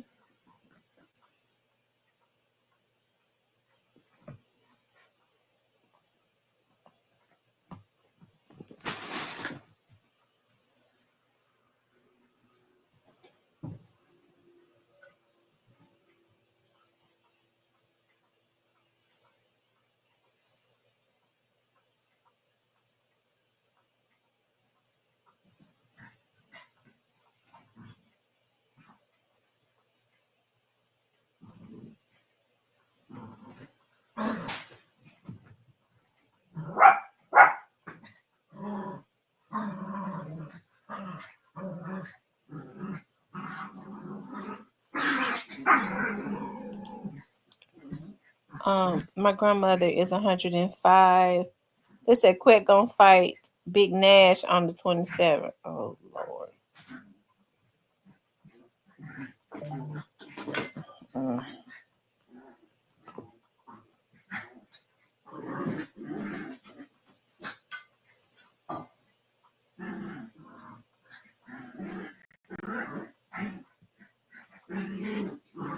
Him and Sadie Nash. I knew that everybody said that that's what they was wanting to do.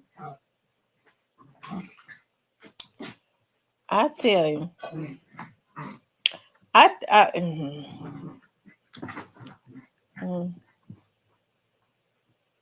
So in order for it to be happening on the 27th, they've been working on it, huh?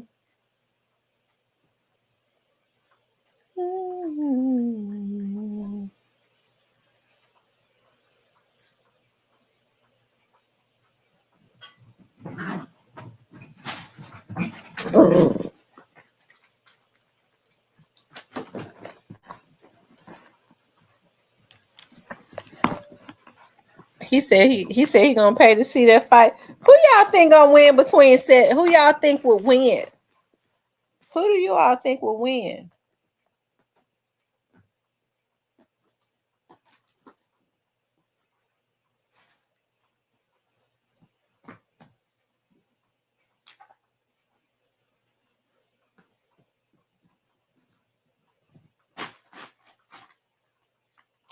Child, I tell you.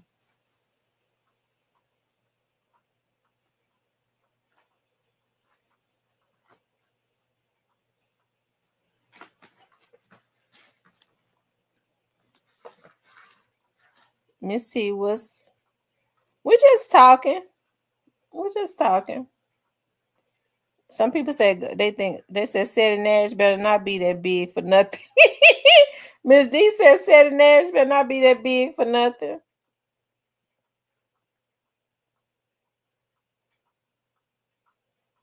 Lord have mercy.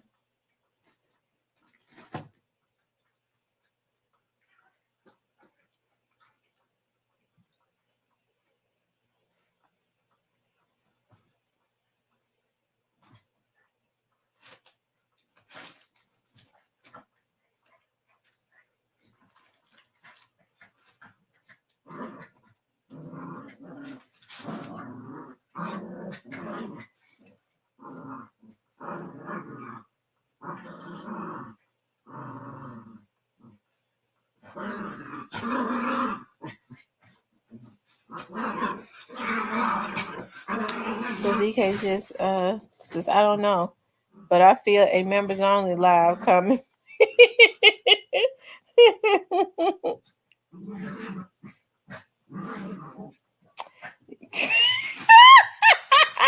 They be playing big pressure. My dogs are very happy puppies. They be playing, they be wrestling with each other, they love each other. And I feel so hurt that I sold their brother. Okay. He deserved to be here playing with them too. A year ago, and I still want him back.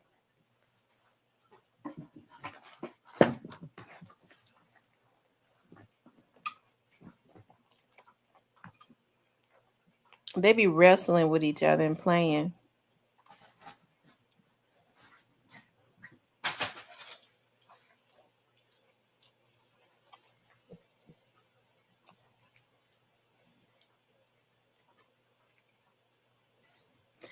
I do. I want him back so bad.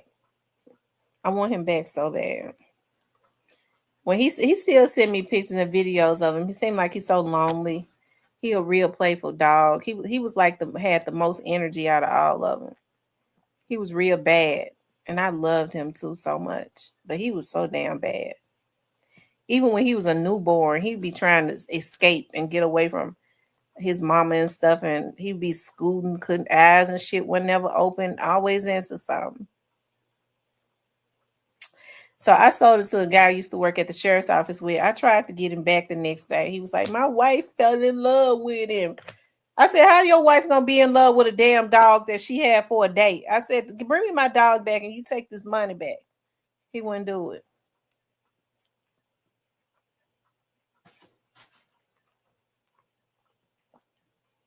I cried and cried and cried. The new owner probably giving him melatonin. Probably. They are older couple. So when I asked him, I said, how he doing? How is it? He said, words can't even explain words can't even explain how he is because he into everything. And I miss him too. He seemed lonely. I wonder, do he still remember us?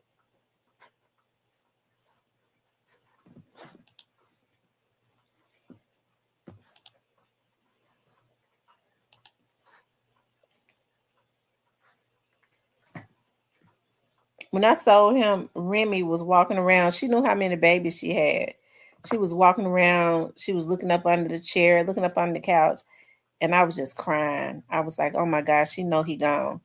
And the other ones was just piled up on top of each other, and they was looking at me like, "Which one am I gonna be next?" And I was like, "I cannot sell another one." And folks was calling me. I said, "I told y'all asses, I'm not selling them." And so my mom said, "Sell those dogs." I said, "I'm not selling them. I can't do it. I can't do them like that. I can't do it." And I was supposed. I mean, I was trying to get that 2,500 back that man gave me. That Thompson gave me. Harris says it ain't one thing. If it ain't one thing, it's another. Dogs remember people and other dogs by smell. They forget after a while, but they would be good if they see y'all again after a couple of times.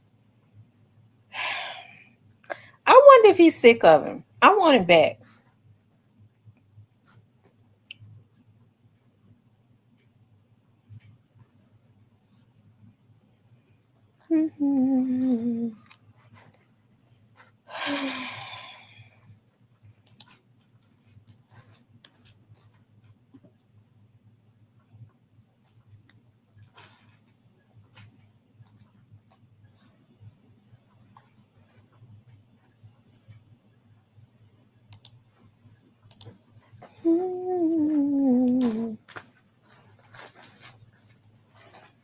Y'all, it's so much stuff going on. I promise you.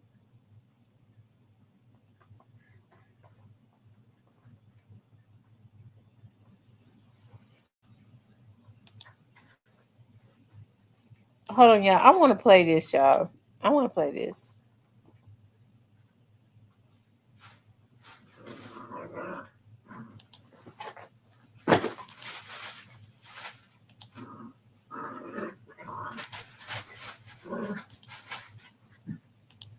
Hey, Brian Reed, Chief here with Best Care Plumbing, Heat, and Air. No one thinks about their drain pipes while they're working, but when sewage backs up into your home, you realize they're crucial. That's why we offer any drain, anytime for $79. We'll inspect your sewer line using our state-of-the-art camera system. And if it clogs again over the next year, we'll come back and open it again for free. So call today. And remember, when it comes to your comfort, you deserve the best. You deserve the best. Best Care Home Services. A horrific discovery leaves one Memphis man outraged.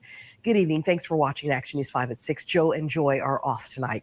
A picture of the man's deceased mother's nude body appeared in the most unexpected place and has him questioning the professionalism of Memphis police officers. Action News 5's Kelly Cook has the story. I am my mother's only Are child. you her yes. mama's boy? I am. LaMichael Wilson and his mother, LaJanice Trannon, spoke or text regularly. We were very tight. But while traveling before the 4th of July holiday, Wilson's phone calls to his mom went unanswered. And when I did not hear from her, I reached out to the landlord and asked the landlord to do a wellness check. On July 1st, inside her Orange Mound home, the landlord found the home a wreck and his 69-year-old mother deceased. Memphis police were called to investigate. Wilson says the medical examiner ruled her cause of death was a pulmonary embolism. Was your mom sick? No, she was not. So you had no clue? No. So this was not expected? You didn't see this coming? It was completely a surprise. But another surprise came 2 days later via his deceased mother's cell phone. I received a Google notification on her phone.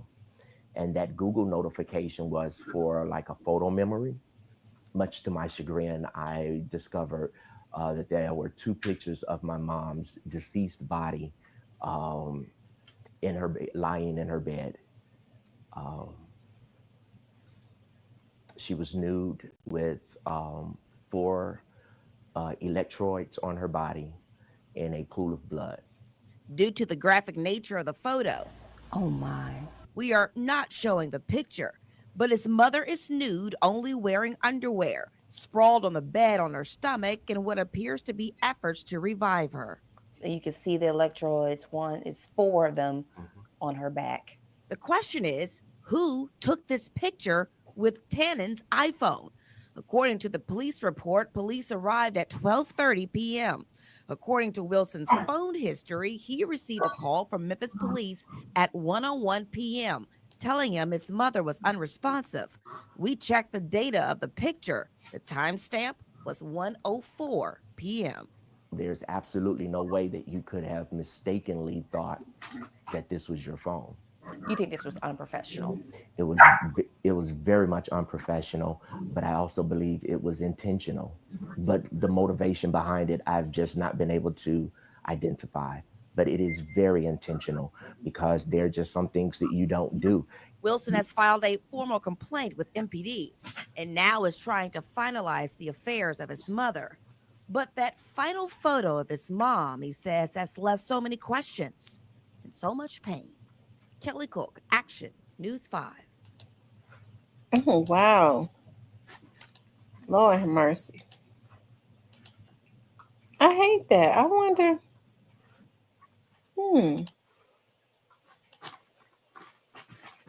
Oh, yeah. I wanted to show something else.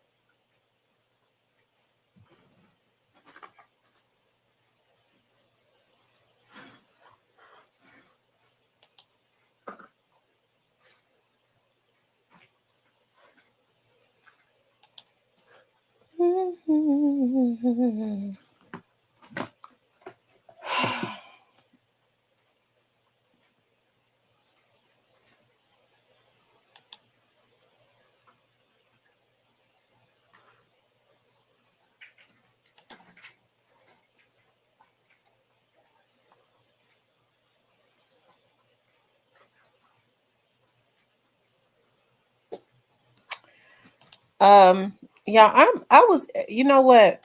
This case right here,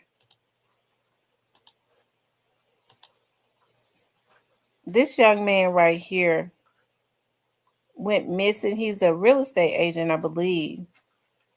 He went missing in Huntsville. But they're saying that the people that was connected to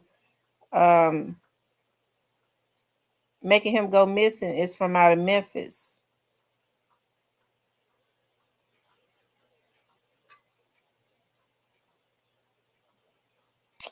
It says Ronald Dumas was last seen on December 15th at a liquor store on University Drive. Since his disappearance, investigators and loved ones have worked tirelessly to find answers. The investigation into the disappearance suggests Ronnie was abducted and tortured and possibly taken to the Memphis area by the abductors. There have been two arrests, leaving 3 suspects still wanted in this case. The enhanced reward is being offered in the hope that someone with information will come forward to assist. Okay.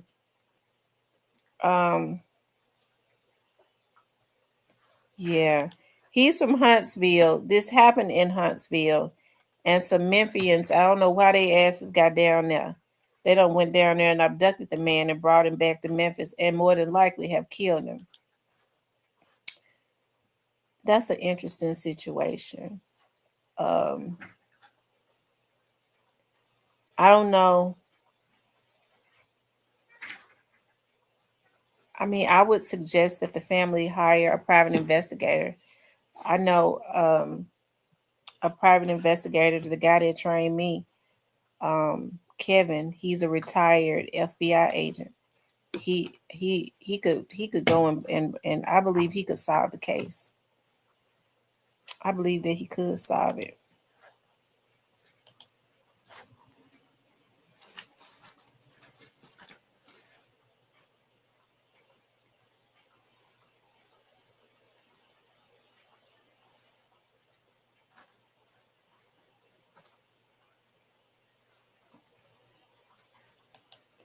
Yeah, it's bad everywhere. They said a retired college professor was killed while walking her dog in Alabama. In Casale Park,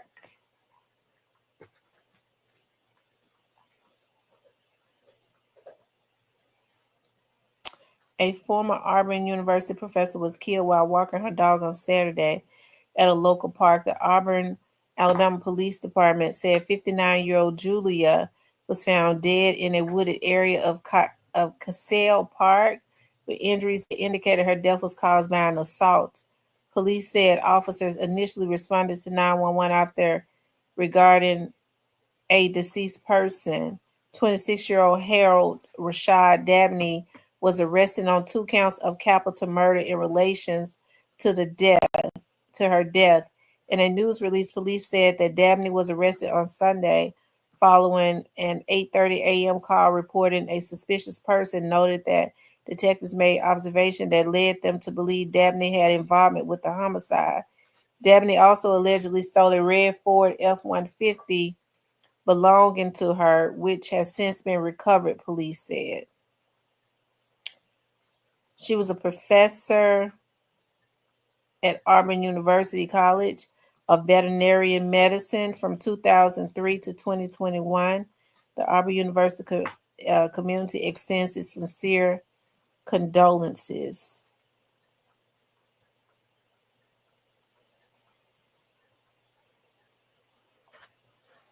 Yeah, this is sad. Yeah, what's going on? That's what I can understand.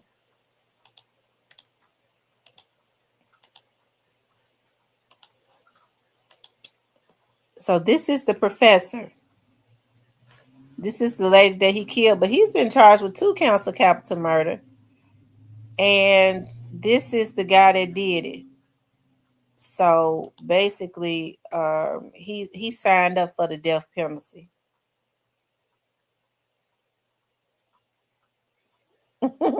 He signed up for the electric chair, didn't it?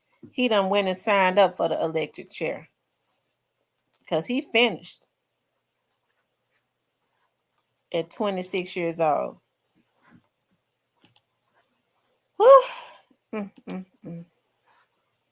Yeah, I just don't know what is going on. And I'm gonna tell y'all something. These women better be careful about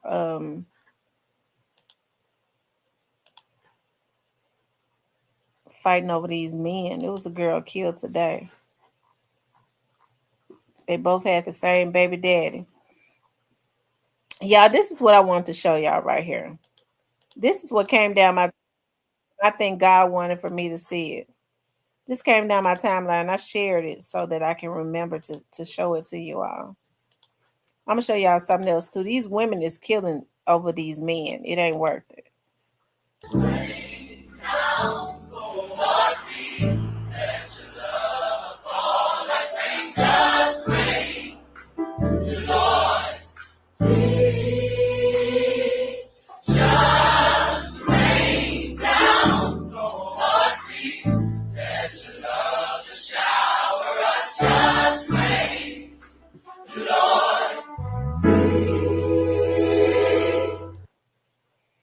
That came down my timeline today. And I was like, if I go live today, let me share this so I remember on my timeline. Y'all know those are Young Dolph's children, right? Long live Young Dolph. Black men deserve to grow old. We can't forget about Young Dolph and what he meant to the community, and his death, like I say, represents so much more. To me, it's not about picking a side. It's about being on the side of what's right. It's about standing on the side of what's right, and that is that black man didn't deserve to be killed. Just for some money, just for greed, just for jealousy. So we must never forget him. Okay, we must never forget. They could take away the body, but they can't take away the legacy. Okay, they can't take away the energy that they created when they killed him, right? And that bad energy must follow them all of the days of their lives, okay, until they expire. Shout out to Trey Trey. I want to show y'all this. Let's see. A lady was killed today.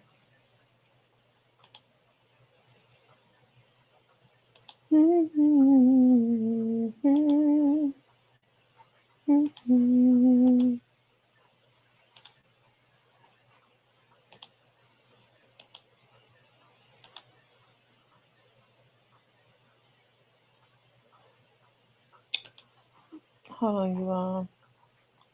Okay, y'all. This right here happened today. This young lady lost her life today. Y'all know I love little stuff like well, I don't like for it to happen. I like to share stuff like this for awareness. It says a mother drops her son off at school. Minutes later, she's shot dead in the face. The murder of Romika Meeks, Chicago, Illinois. It happened today in 2025. Today, Monday morning, just after 9 a.m. in Chicago, South Loop, 31-year-old Romika Meeks was doing what mothers do, dropping her son off at school. Minutes later, she was lying in the street with a fatal gunshot wound to her face. According to reports, Romika ran into her child's father and another woman, the other woman of his child. Tension erupted, words flew, fists flew, and then came the gun. Police said the altercation turned deadly when the other woman pulled a weapon, firing into Romika's face in broad daylight in the 2200 block of South State Street. Romika was rushed to the Stroger Hospital, but doctors could not save her. She was pronounced dead. A mother, a daughter, a woman whose life was snatched in front of the world over an argument that should not have ended in gunfire. How did a school drop-off turn into a murder scene? Why is gun violence the first response in our communities? And how many more children would grow up without their mothers because of senseless rage? The investigation remains ongoing. Okay, this is the young lady that lost her life right here. Okay, rest in peace to the young lady. I don't care even if she said something to the other girl first, she didn't have no right to shoot her. I'm a sane person. Okay, I don't believe people should die because of words. Okay, I'm not mentally ill. Rest in peace to the young lady. Big Pressure said, I've seen that the problem is growing every day, impulsive and emotional. Right. People don't have no conviction either. They don't have no conviction. They are very emotional and definitely not disciplined. And don't think about, because now she get ready to be taken away from her child.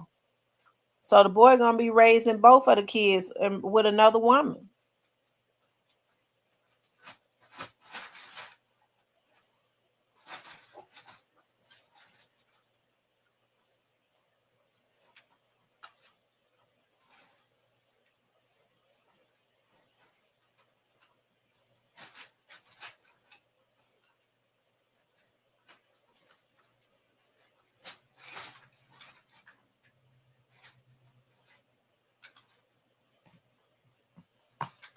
Thomas says, a lot of them will. It's sad. We as Black people, it's over.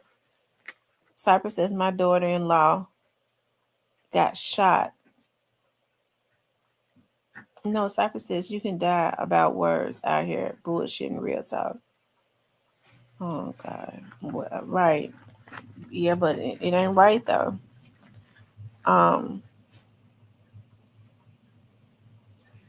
ZK says, my daughter-in-law got shot 4th of July over an argument, a guy.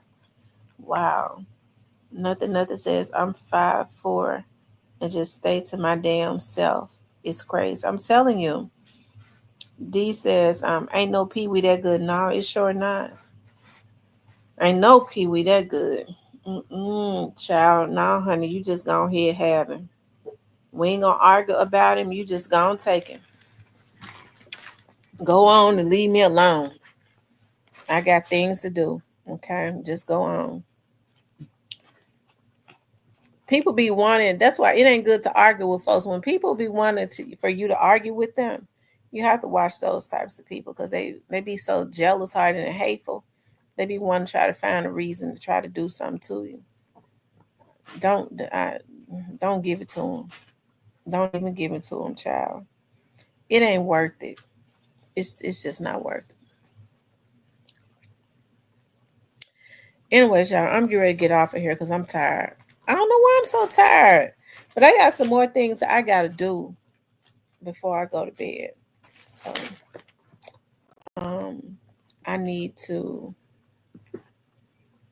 do some more stuff. Y'all, I got some great things happening for me.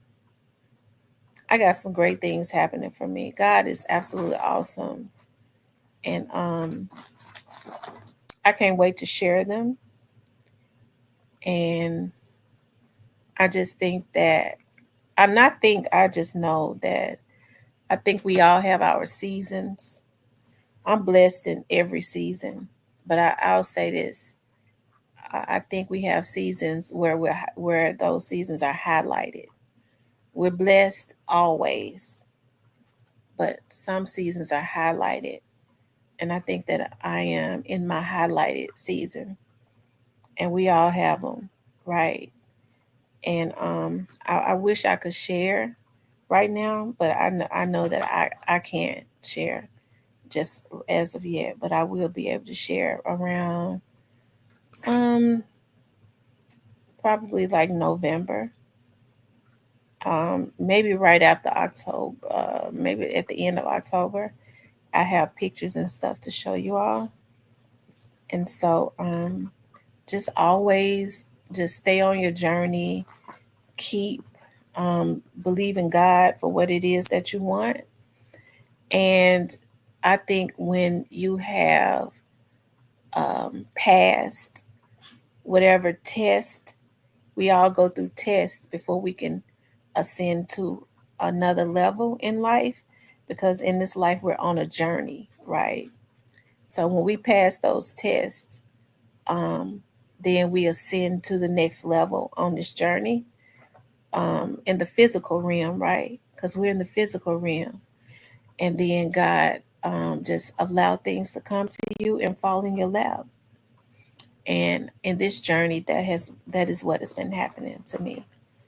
Like as soon as I started getting myself healed, I feel good about myself. I put on some jeans today, child. They just hanging because I was buying my jeans. Y'all know I had to go up some sizes because I had gained weight, but I mean my jeans are just hanging on me. I felt so tacky today, but hey, I'm starting to feel like myself again. The weight is coming off. Getting back down to myself mentally, emotionally, all of those good things, and then the blessings of um um I want to give you all a scripture. God will restore. Okay? Restoration. And when I talk about restoration, right? And this is for everybody. I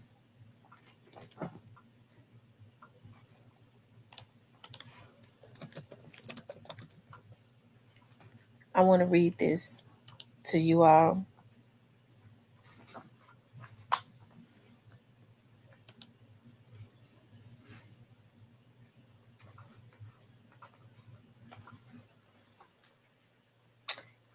Okay, it's Joel 2:25, where God says, "And I will restore to you the years that the locust hath eaten, the cankerworm, and the caterpillar, and the palmer worm, my great army which I sent amongst you."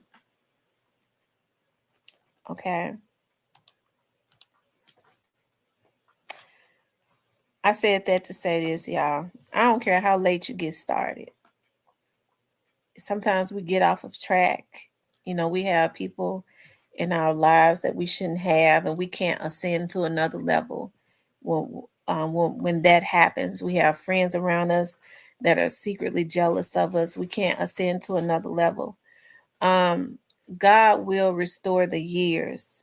I don't care how late you get started. Once you get on the right track and you decide, you make up your mind that you're ready to walk out the journey that has been assigned to you. Because in this life, we're all here on a journey. None of us are getting out of this physical realm alive. We all got the transition. God is a just God. He said all must die. So ain't none of us getting out of here alive. So once you make up your mind and surrender and just surrender to God and get on that journey, when things start to drop off or fall off that you thought was supposed to be in your life, you accept it quickly and just decide, I'm just going to walk the journey out. For God I'll live and for God I'll die. I just trust God to supply all of my needs. Whatever is for me, I can't miss it. Whatever is not for me, I don't care how bad it hurts me, it's got to go. Then that's when God starts to restore the years. Some people feel like if they've gone years and years and years, they may have been on drugs, they may have been an alcoholic, you may have been a prostitute. You feel like your life is messed up. All you got to do is make up your mind that you're willing and you're ready to do something differently. You're ready to drop everything that's attached to you that shouldn't be attached to you. You're ready to allow it to drop and to fall. God will restore the years and you won't be able to miss a blessing. I was just sitting at home one day and got a call. I can't miss. I can't miss. And so that's why y'all see me mellowed out. You know what I mean? I can't miss no blessings. You know what I mean? Even when I can't afford to get into bad energies with low vibrations to take me out of this dimension that I'm in. Okay. Because God is restoring, even in my depressive stage. Okay. When I gained all that weight that I had gained, I was totally depressed looking at myself. I was stagnant. I felt like that my journey had ended because I felt like my dad was supposed to walk a great deal of this journey with me. Like I was like, I'm not even finished. I'm still in the process of learning this. And then God take my dad away from me. Now my dad went as far as he was supposed to go with me. Okay. He instilled a foundation of what he did what he was supposed to do. Okay. And now he has ascended to another dimension. And I'm in the physical realm to walk this out so that my daughters can see this. And God is restoring those times that I was depressed and I was stagnant because of my depression. God is restoring those couple of years. God has restored those years. I feel better than I've ever felt. I'm more optimistic than I've ever been. I know I have the vision. I've written it down and made it plain. I don't hope. I just know.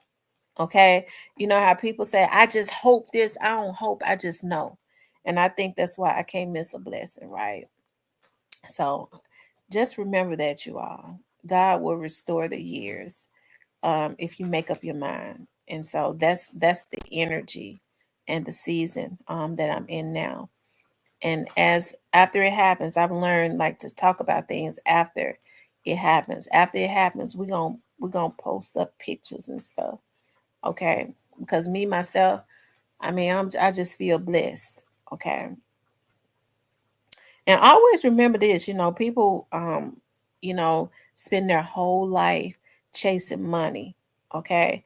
Once you get into the right energy, money will chase you. Money and opportunity. Okay. One thing that I've had to learn is that even favor is a lot better than money. Because when you have favor and a light on your life, the people that can bless you will show you favor, and then that'll open up the doors for money to chase you down. That's right. And you got people around you that's going to speak life into you. Keep people around you that's going to speak life into you, and that's going to talk you off of the cliff. You know, because we're humans. Sometimes we get mad. I understand, like, the enemy will put people on missions. You know what I mean? Especially when you're in a high vibrational energy to try and bring you down. But it's good to have people around you that's going to talk you off that cliff and say, no, don't worry about that. Don't entertain that. No, if I was you, I wouldn't even, don't respond to that. Don't do this. Don't do that. You got too much going. Or you got a full life. You got this. Nah, don't even look back at that. Don't think about that. Keep moving forward. You got too much going. When you have people around you that do stuff, when you have people around you that's saying things of that nature, you're in a high vibrational you're in a high vibrational energy, um, and you're on the right path.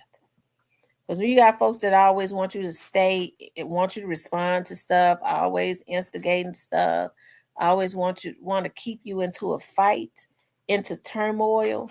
Those are the wrong types of people that your energy is low vibrational. You're in a low vibrational energy because people like that, when you have ascended on a different type of frequency, they fall off. They can't even stay around you. They can't touch you. You can't even have people like that around you. So if you got people like that around you, you probably need to evaluate yourself, okay? And then start trying to vibrate and ascend, change some stuff about yourself, and then start trying to ascend to another energy and vibration. And that usually comes through meditation and prayer. I mean, I can't do it without prayer. I pray all the time. I pray all through the day constantly. I be constantly praying. You just can't do it without prayer. And I don't understand how anybody can try to do it without God. If you ain't got God in your life, I would recommend him. And I don't even like to call God a him. I would recommend that you get some type of God. Some people don't even believe in God, but I would recommend it. I would recommend it because it's been God that has helped me mentally on this journey. Because some people get stuck in depression and they can't come back. They get so deep they can't come back. But I was able to. So I know that was nothing but prayer, having the right people around me that truly cared, that helped to touch and agree and pray me out. Positive people that wanted to see me do well, and people that spoke life into me. And it's been because of those prayers and people that were speaking life into me. I've had people to come that the devil has put on missions to try to take me back deeper into a depression. But you know what? I look at it as a lesson learned. Okay, everybody that comes into your life, you have to be very careful, especially when you're trying to pull yourself out of something mentally. The enemy will put them on a mission to try to take you back deeper. But guess what? I was still able to climb on out because I had some praying people around me. And that was a failed mission. I've still been ascending, okay? I've still been ascending higher than I've been in a very long time, okay? And so it ain't just for me. God is not a respecter of persons. It could be for you too. It's for everybody. Ain't nobody got to be jealous of nobody. Anything that anybody else have, you can get to, but you got to do what it takes to do it, to get it. And if you don't get it, it just ain't for you. You need to get about trying to figure out what is for you. You'll be a lot happier when you do, okay? Anyways, y'all, I'm gonna get off of here. You have to pray without ceasing if it's only for discernment. And sometimes we get weak, our discernment when we're not praying like we're supposed to, not focused. It could be a little bit off. We can let the wrong people in. But guess what? When your heart is right, you got the right people around you praying for you, God will show you some things to hurry up and snatch you up out of it. You just got to know. Just got to know. A lot of people don't know how to let stuff go. Okay. You got to know when to let go and never look back so that you can start ascending to another dimension and enjoying better things in life, right? Anyway, y'all know I have to take me a shower. I love taking showers and baths because I like the spa experience. Am I gonna take a bath? What time is it? 10 o'clock. I'm gonna take a shower. I'll probably get up and take a bath in the morning before I go to work. That's how I do it. Get up early to take a bubble bath, take a shower tonight. I take a shower. I bathe at night and in the morning.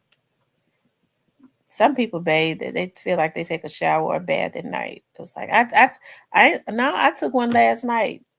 Well, I take one in because don't your body shut down when you go to sleep? You need to take a shower or something in the morning. Again, I guess I do. Anyway, y'all, listen, I love you all. Y'all have a good night. Don't forget to pray. I might be on tomorrow. If not, I will upload a video, okay? I'll talk to you all later.